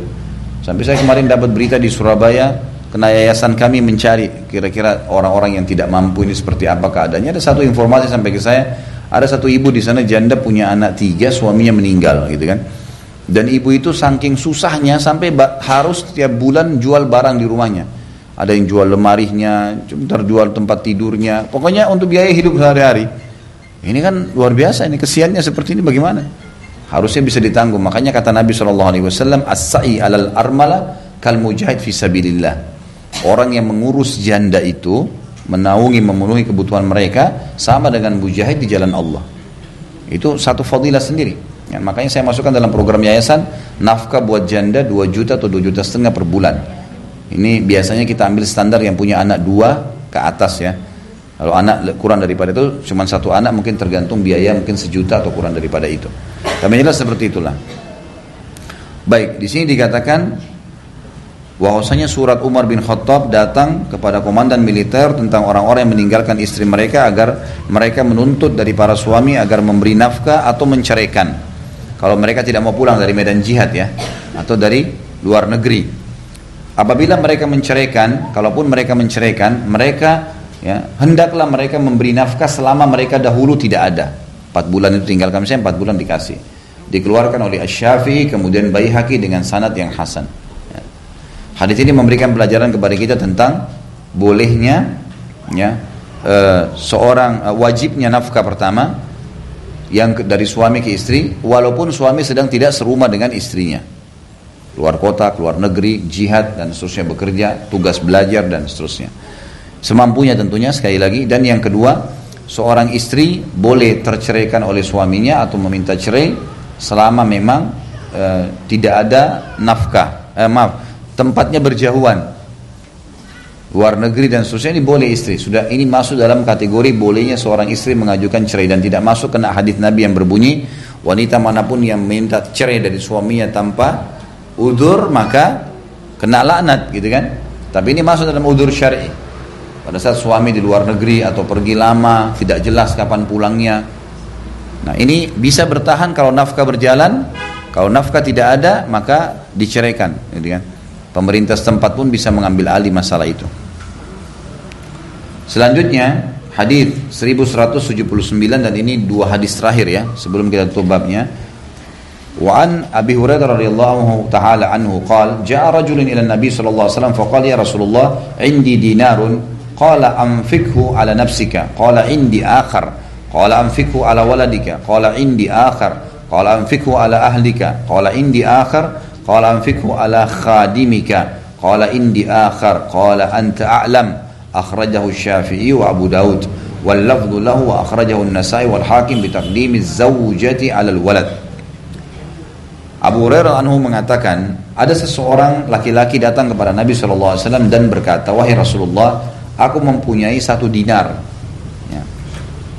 Beliau menjawab, nafkahkan buat dirimu sendiri. Kalau kau punya uang itu, penuhi kebutuhanmu. Jadi laki-laki di sini ibu-ibu harus tahu ya, punya hak untuk membiayai dirinya. Jadi kalau dia beli baju baru jangan diprotes. Emang hak dia itu. Ibu kalau beli baju baru, ibu nggak pernah diprotes sama suami. Ini suami baru beli baju, baju baru, saya nggak dibeliin. Ini nggak boleh. Itu hak dia. Ya, harusnya begitu. Lalu dia mengatakan, aku masih punya 1 dinar lagi. Kata Nabi SAW, nafkahkan untuk anakmu. Ia berkata, aku masih punya 1 dinar lagi. Beliau menjawab, nafkahkan buat istrimu. Ia berkata lagi, aku mempunyai 1 dinar lagi. Beliau menjawab, nafkahkan buat pembantumu. Ia berkata lagi, aku mempunyai 1 dinar lagi. Beliau bersabda, engkau lebih tahu siapa yang harus engkau berikan nafkah. Riwayat Syafi'i dan Abu Daud dengan lafaz menurut Abu Daud, dan Nasa'i juga Hakim meriwayatkan dengan mendahulukan istri daripada anak. Hadis ini menjelaskan kepada kita tentang tahapan nafkah itu, sedekah. Orang harus mulai dengan dirinya sendiri. Setelah kebutuhan dasarnya terpenuhi, maka dia pindah kepada istri dan anaknya. Di sini juga makna ahl bisa masuk kerabat. Dia setelah istri anaknya dia masukkan kepada kerabatnya, kemudian baru dia berikan kepada orang yang di bawah naungannya tadi, pembantunya. Di sini dikatakan atau orang yang sedang di bawah naungannya tadi, bantu supir dan seterusnya. Dan ini sudah saya katakan termasuk zakat mal boleh diberikan kepada mereka ya. Zakat mal kita boleh diberikan selama mereka tidak mampu. Kemudian boleh setelah itu bebas diberikan kepada siapa saja. Jadi kita dahulukan orang-orang ini. Juga dalam membantu orang lain, ibu-ibu sekalian, lebih baik kita membantu seseorang yang menyelesaikan permasalahan dia secara individual daripada kita membantu 10 orang tapi semua tidak selesai masalahnya. Saya punya uang 10 juta, saya mau sedekahkan. Ada satu ibu janda yang dia punya utang 7 juta, misal selalu terlilit utang dan susah nih. Kemudian 3 jutanya bisa dijadikan modal berhenti dari masalah dia. Dan ada 9 orang janda yang lain punya masalah-masalah yang sama. Mana lebih baik? Saya bantu satu orang 10 juta selesai clear, atau saya bagi sejuta tapi nggak selesaiin masalah mereka? Satu orang lebih baik. Clear satu orang itu lebih baik. Sama ibu juga punya utang. Ini cara metode syar'i ya. Kita punya utang dengan 5 orang, masing-masing misalnya 10 juta, 50 juta gitu kan. Saya punya uang 10 juta, mana lebih baik? Saya bayar 1 juta atau 2 juta, 10 juta semua, atau saya selesaikan pada satu orang? Satu orang. Clear, itu bebas. Beban kita bebas satu. Yang lain memang masih nagih iya, tapi kita lepas dari sini. Banyak orang tidak dibagi, diserakin, yang penting semua tenang dulu bulan ini. Enggak, ini jadi masalah. Kecuali ada kesepakatan ya, per bulan 2 juta misalnya, itu lain. Tapi kalau enggak, maka sebaiknya dikelirkan. Sama dengan membantu tadi. Masuk dalam semua hal ini. Makanya kita fokus kepada satu orang, clear itu lebih baik daripada kita serakin kemana-mana gitu. Baik, hadis ini memberikan pelajaran kepada kita tahapan tadi orang yang menerima nafkah itu dan siapa yang harus kita mulai untuk memberikannya. Hadis terakhir dalam bab nafkah 1180. Wa an Bahz bin Hakim an abihi an jaddihi radhiyallahu anhum qala qultu ya Rasulullah man abar qala ummaka qultu thumma man qala ummaka qultu thumma man qala ummaka qultu thumma man qala abaka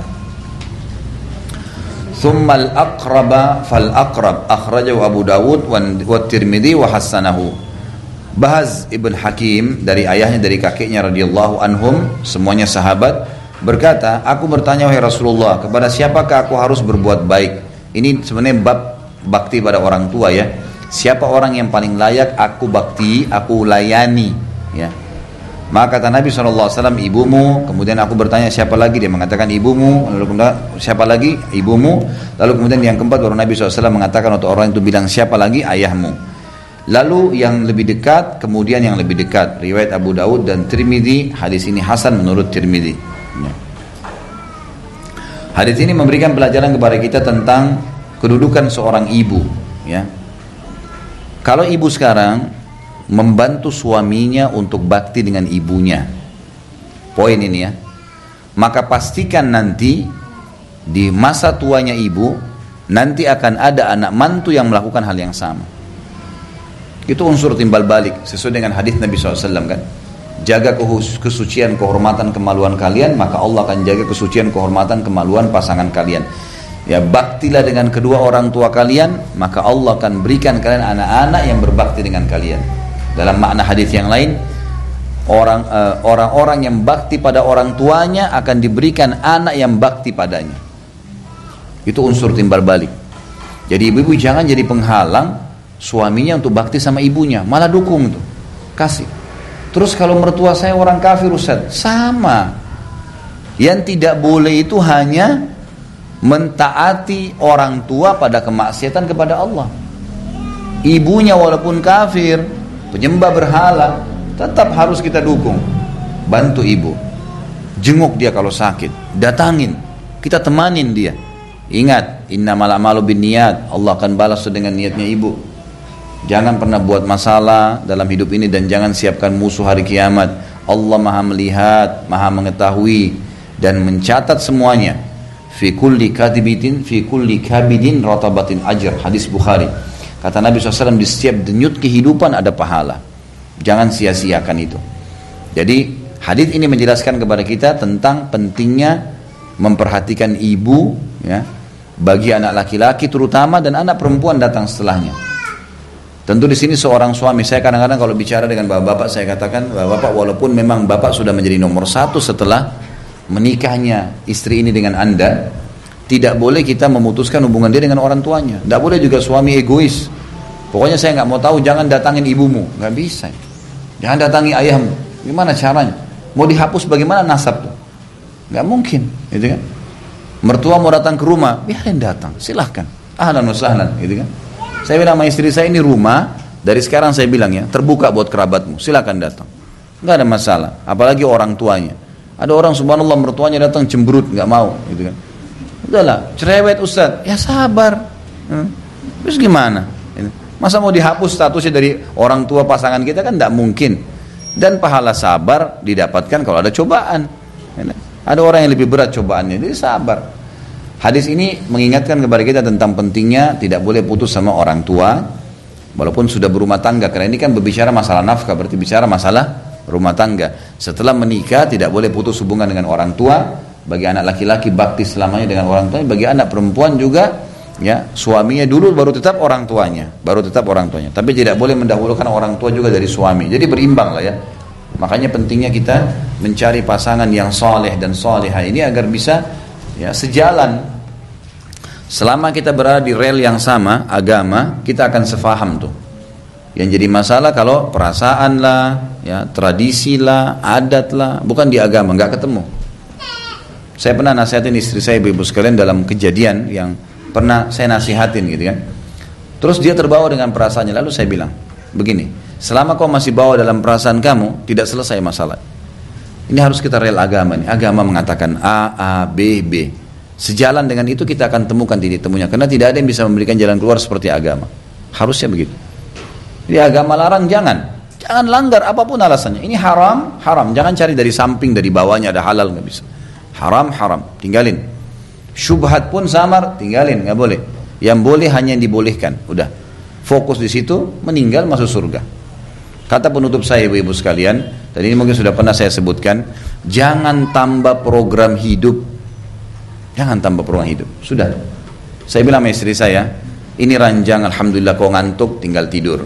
Ini kamar mandi, kau butuh tinggal masuk kamar mandi. Lapar, tinggal buka kulkas. Anak-anak ada, suami ada. Baik, ini tinggal ini saja kau pertahankan, ibadah, sholat segala, mati masuk surga. Jangan buat program baru. Jangan nambah-nambahin. Ada orang mosok jadi jagoan nih, tiap hari nampung curhatnya orang. Nggak apa-apa kalau kau punya masalah cerita sama saya saja. Dia aja masalahnya masih banyak gitu kan. Kecuali darurat, memang Anda konsultan. Makanya saya bilang dalam masalah rumah tangga, jangan konsultasikan masalah kita kecuali kepada alim ulama saja. Jangan ibu punya masalah rumah tangga, satu kampung tahu masalahnya. Keluarganya semua tahu, teman kantornya semua tahu. Semua tahu, apain? Sampai kalau ada temannya baru ketemu, teman SD dulu, wah baru ketemu 30 tahun bisa cerita masalahnya. Orang ini gak ngerti apa-apa ini. Tiba-tiba ditumpangi. Sampai kata para ulama, keluhkanlah masalahmu pada Tuhanmu, karena Dia menciptakanmu, menciptakan masalahmu, menciptakan jalan keluarnya. Dan jangan keluhkan pada manusia karena kau sedang menumpuhkan masalahmu pada manusia itu. Misal ibu lagi ada masalah sama suami, kembali kepada ibunya. Ibu begini, begini, begini. Ibunya, ibu betul bawa perasaan sama anaknya sedih. Sekarang kita sedang menambah beban gak sama dia? Menambah beban. Mana ayah begini, begini, tambah beban. Kan gitu. Lebih baik kita sendiri, ini masalah, baik pecahin, minta kepada Allah SWT, itu paling baik. Ini kadang-kadang kita jadikan Allah nomor 30, jadi masalah. Mestinya memang Allah di nomor satukan segala-galanya. Sebelum ke dokter, ya Allah mudahkan supaya saya sembuh melalui dokter ini, sembuh insya Allah.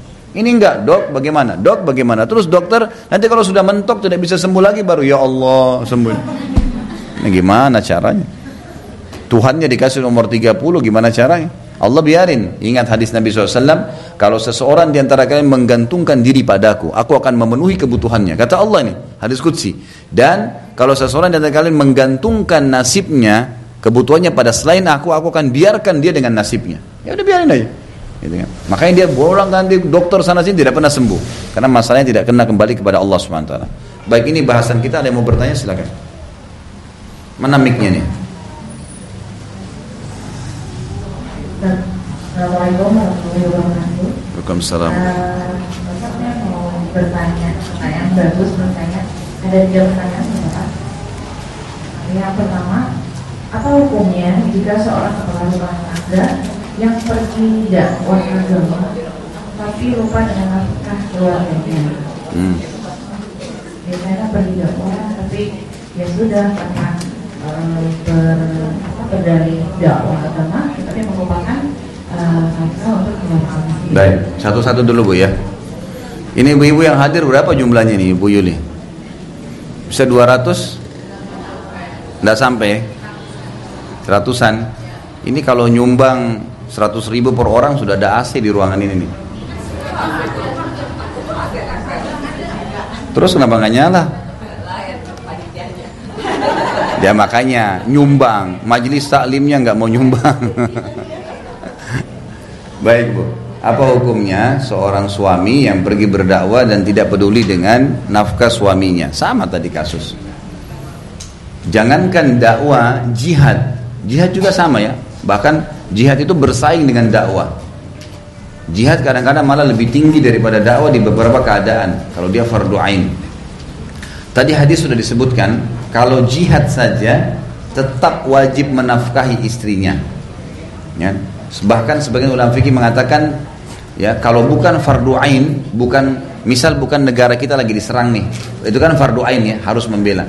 Cuma jihad fardu kifayah. Ada satu wilayah muslim lagi diserang, kan muslim-muslim yang di luar wilayah itu wajib tapi kifayah. Kalau yang sudah ada yang pergi sudah gugur bagi yang lainnya, kan gitu. Nah sekarang kalau misalnya orang dia pergi ke sana, dia harus bukan fardu ain, bukan sesuatu wilayah yang lagi diserang. Kalau ini tidak ada hubungannya lagi sama nafkah, ini lain. Karena dia harus membela gitu kan. Kalau tidak istri anaknya pun bisa dibunuh oleh musuh. Tapi kalau wilayah yang tidak ada wilayah muslim selain diserang, lain dia mau pergi berperang, namanya fardu kifayah.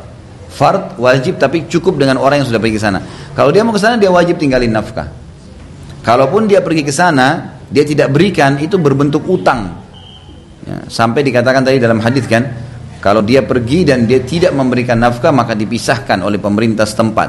Ya, hukumnya seperti itu. Tadi bisa wanita mengatakan, beri saya makan nafkah atau ceraikan saya.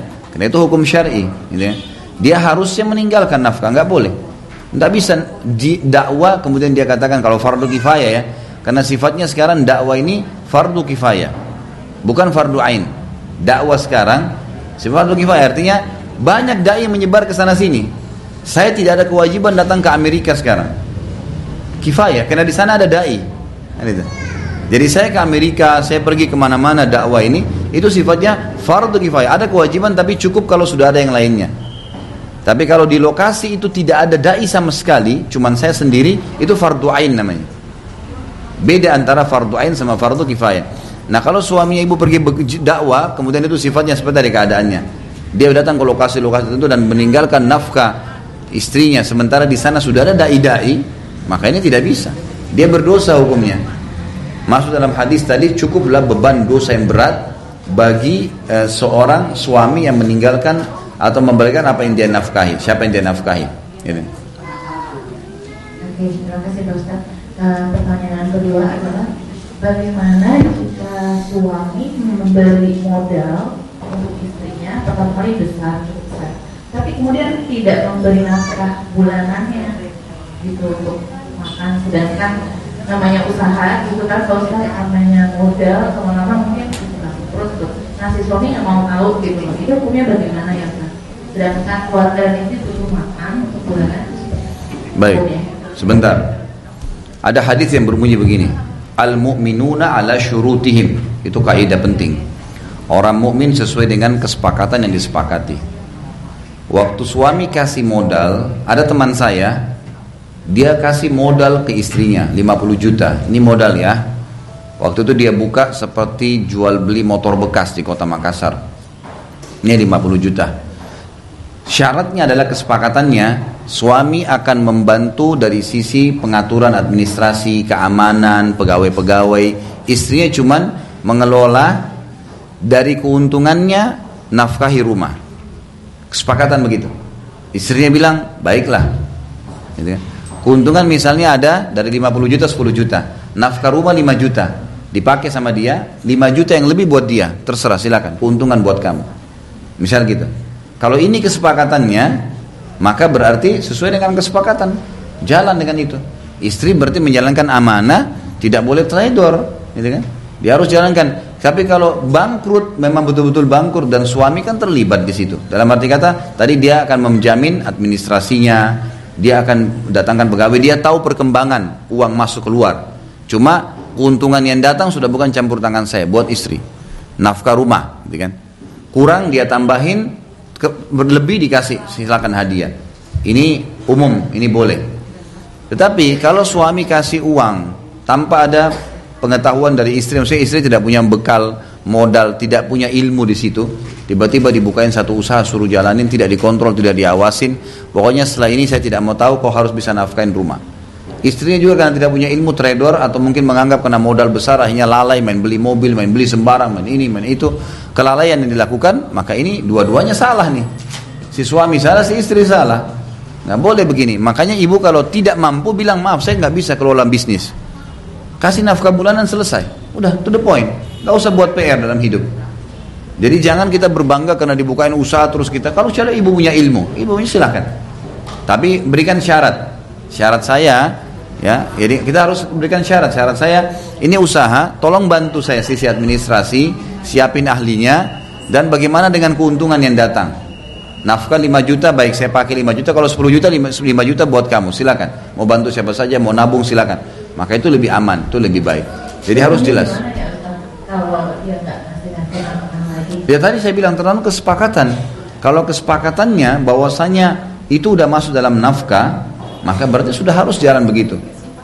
Itu resikonya, makanya ibu dari awal jangan terima modal itu kalau tidak bisa. Ini saya tahu nih, saya tidak bisa nih, atau saya belum punya ilmunya. Bilang dari awal, ini kasih modal, tapi ini usaha, jangan hubungkan sama nafkah ya. Bilang gitu, dari awal. Berikan masukan, karena jangan iyakan. Kalau ibu iyakan, harus sepakat, harus sesuai dengan kesepakatannya. Dosa nggak dosa? Ya? Dosa nggak suaminya? Kalau udah nggak nafkah lagi, karena memang tidak ada kesepakatan kan dari awalnya, itu dosa. Suaminya dosa tidak kasih nafkah, istrinya dosa tidak amanah. Dua-duanya dosa. Makanya tadi saya bilang poin seperti itu, kesalahan di pihak dua-dua pihak salah. Ibu dari awal dikasih modal nggak bisa, bilang saya nggak bisa. Lebih baik kasih saya uang bulanan. Ini rinciannya nih, kebutuhannya. Coba tulisin masing-masing. Yang terakhir, apa hukumnya jika si istri masih menerima nafkah dari mantan suami dan si suami yang baru itu melarang bertemu keluarga pertamanya, tapi tujuannya baik untuk keluarga anak, gitu. Itu hukumnya bagaimana ya? Kalau mantan suami memberikan mantan istri nafkah untuk anaknya dia, maka itu nggak masalah.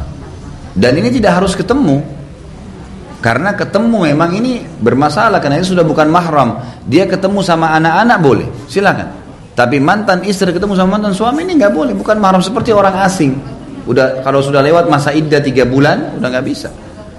Jadi transfer uang, dia janjian sama anak-anaknya memang. Apalagi kalau si perempuan ini sudah punya suami baru, nggak boleh lagi. Wajib dia patuh sama suaminya yang sekarang, nggak bisa, gitu kan?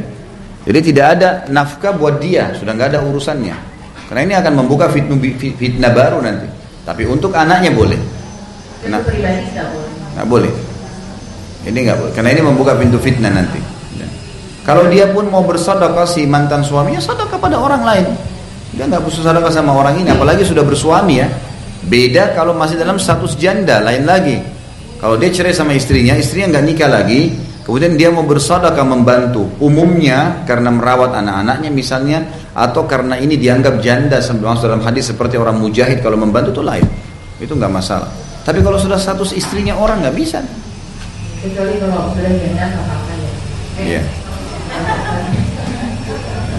Dah. Ada lagi nggak? Sudah. Terima kasih. Assalamualaikum warahmatullahi wabarakatuh. Mana yang besar-besar nafkahnya nih, masya Allah. Soal langsung diam, mau dibilang besar nafkahnya. Ada lagi nggak yang mau bertanya? Ya silakan. Mic-nya dikasih ke belakang dulu Bu, tolong.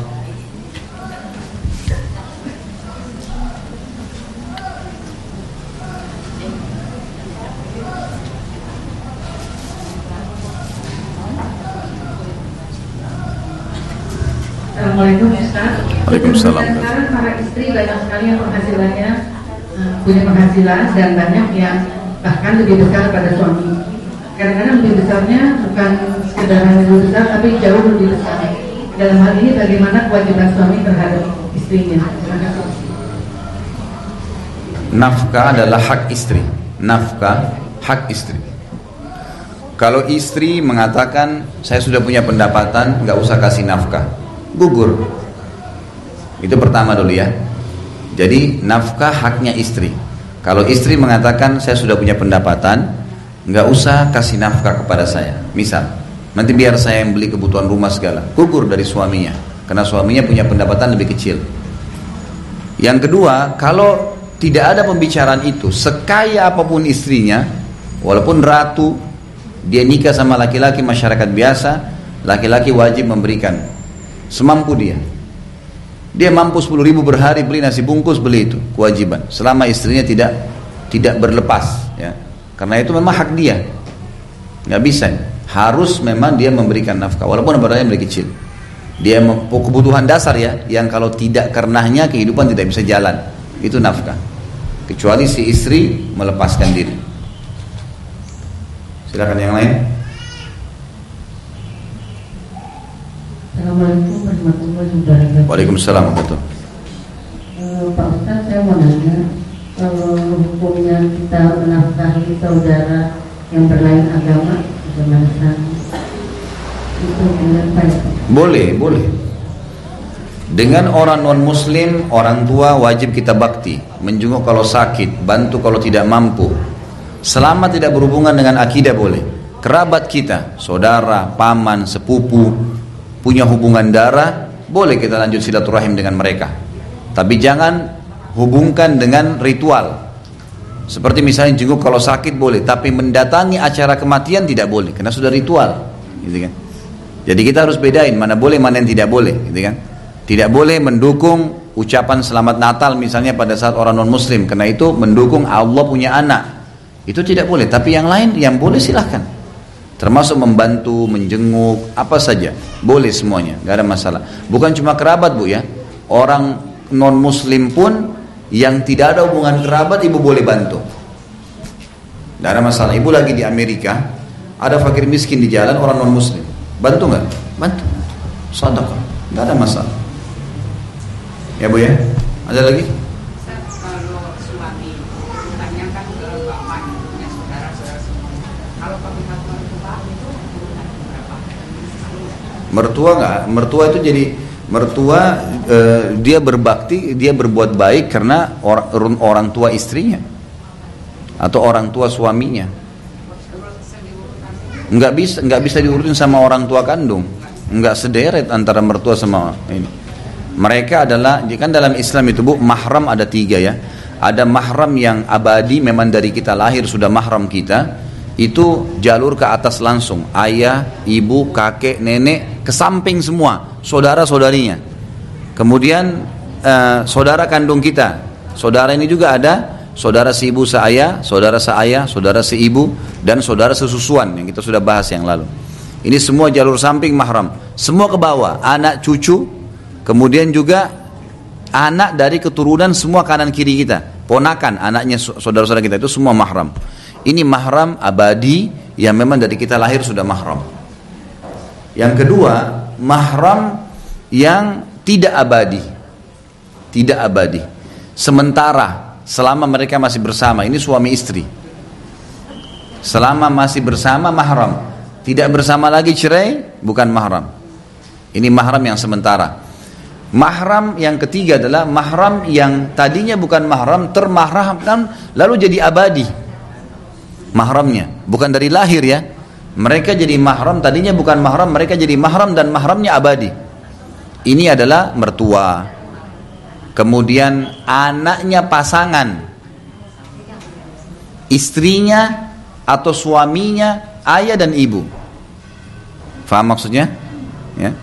Ini mahram, misalnya gini, saya menikah dengan istri saya, mertua saya ini tadinya saya nggak pernah kenal sebelumnya, tidak ada hubungan mahram, tapi karena saya nikah sama anaknya, maka ini jadi mahram, ibunya jadi mahram abadi. Walaupun saya cerai sama anaknya, tetap ini mahram abadi. Nggak ada lagi istilah nggak kayak istri ya, maka ini bisa mahram. Kemudian juga istri daripada ayah. Kalau ayah ibu misalnya poligami, punya 2 istri, istri beliau yang kedua itu adalah mahramnya anak laki-laki si ayah ini, walaupun istri keduanya lebih muda. Ini jelas hukumnya. Jadi misalnya ada seorang bapak, dia punya anak 5 misalnya, semua laki-laki, sudah dewasa, sudah menikah semua. Bapak ini masih butuh istri, dia nikah sama perempuan umur 20 tahun misalnya. Pada saat dia menikah ini, istrinya yang kedua lebih muda daripada anak-anaknya yang 5 orang itu. Tetap ini adalah mahram abadi buat anak-anaknya, karena sudah jadi istri ayahnya. Makanya pernah di zaman Nabi SAW ada orang menikahi mantan istri ayahnya. Jadi ayahnya pernah nikahin, cerai, ya. Kemudian anaknya nikahi. Nabi SAW mengutus seseorang untuk merajam dia, karena dia dianggap berzina, istri ayahnya nggak boleh, dan hartanya dibagi 5, dianggap ghanimah, harta rampasan perang. Jadi ini bahaya sekali. Sama juga dengan suami ibu. Suami ibu sama. Kalau kita biasa bilang ayah tiri. Jadi gini, kalau seseorang muslim menikah dengan janda, punya anak perempuan, kalau dia sudah nikah dan dia sudah menggauli ibunya, anaknya mahram abadi itu. Anaknya ya, karena ibunya sudah digaulin. Tapi kalau misal, ini hukum syar'i ya, nggak usah dibayangkan. Jadi kalau seseorang laki-laki menikah dengan janda, begitu selesai akad nikah, jandanya mati, belum sempat disentuh, dia punya anak perempuan, bolehkah ini nikah sama anaknya?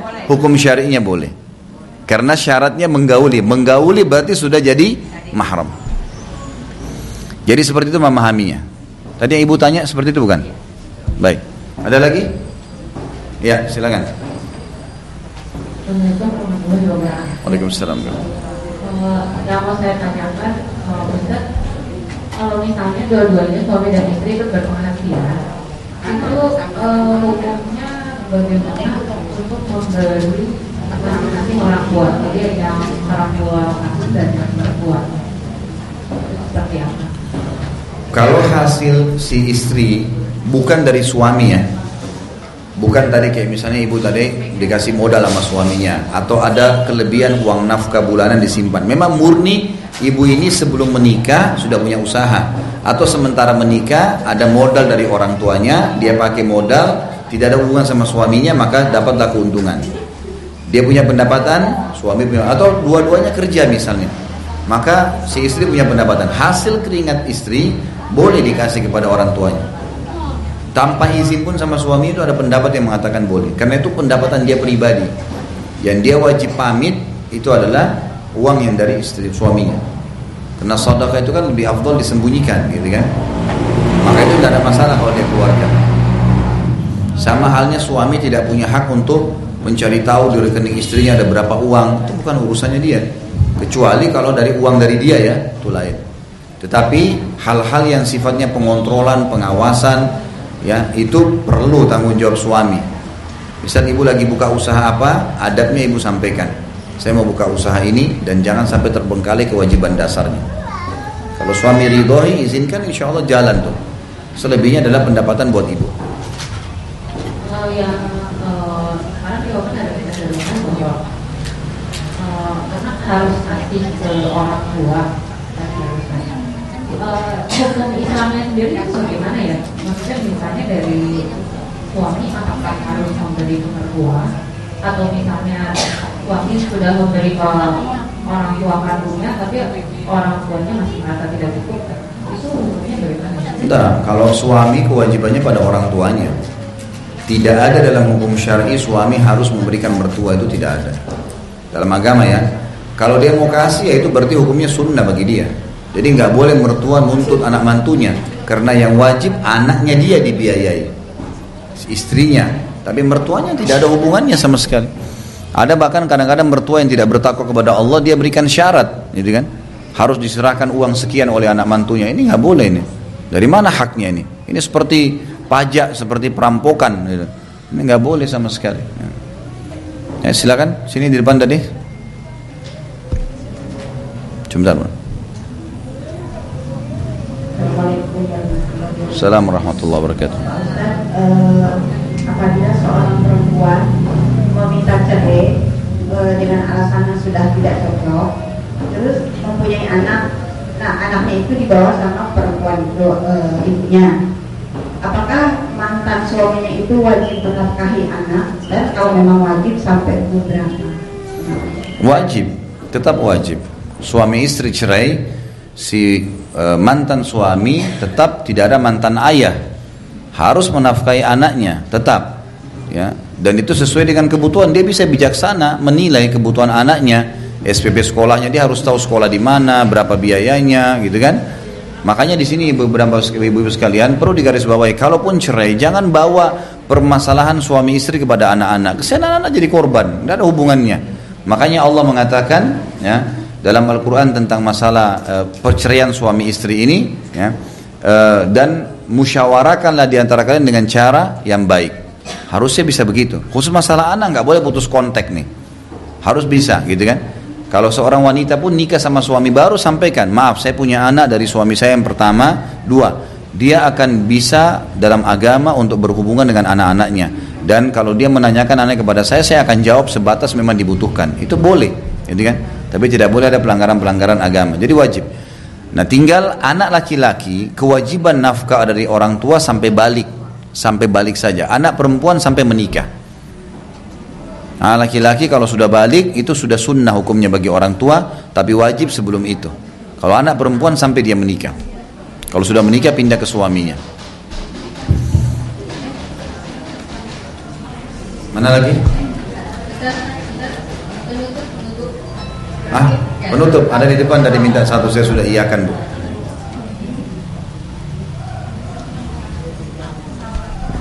Sebentar, pakai mic, Bu, biar yang lain dengar.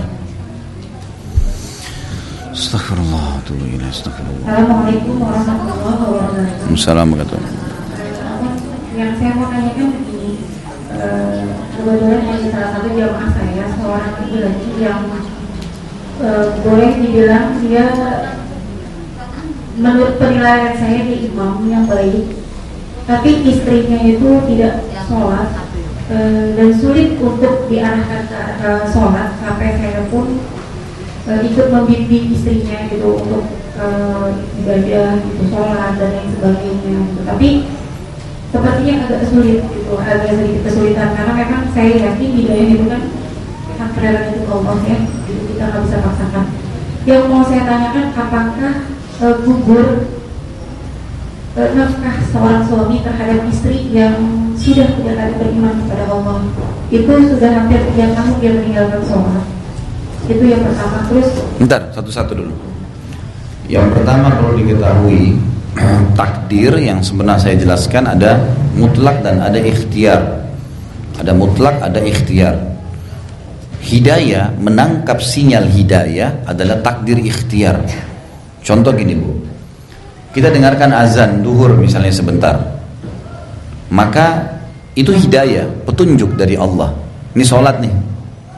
Orang bisa milih kan, bisa sholat, bisa enggak, iya kan? Sama dengan sholat, pakai jilbab, apa saja, semua itu hidayah, petunjuk Allah datang, menerimanya masuk dalam ikhtiar.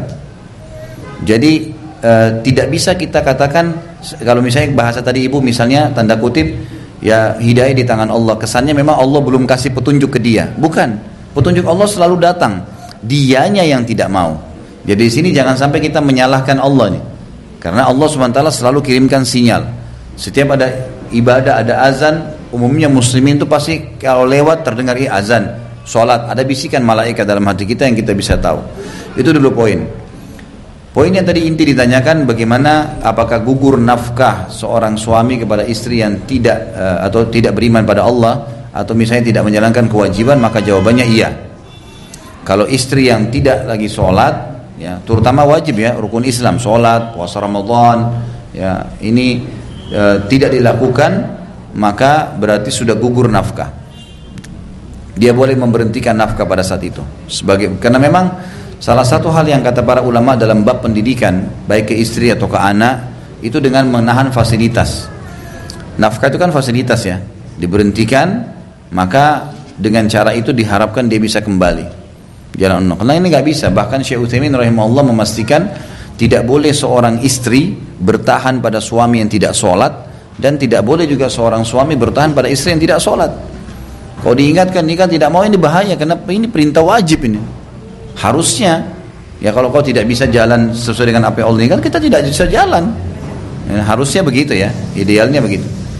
Yang lain, Bu, tadi sudah enggak? Tadi kan ada yang kedua, lupa Ustaz.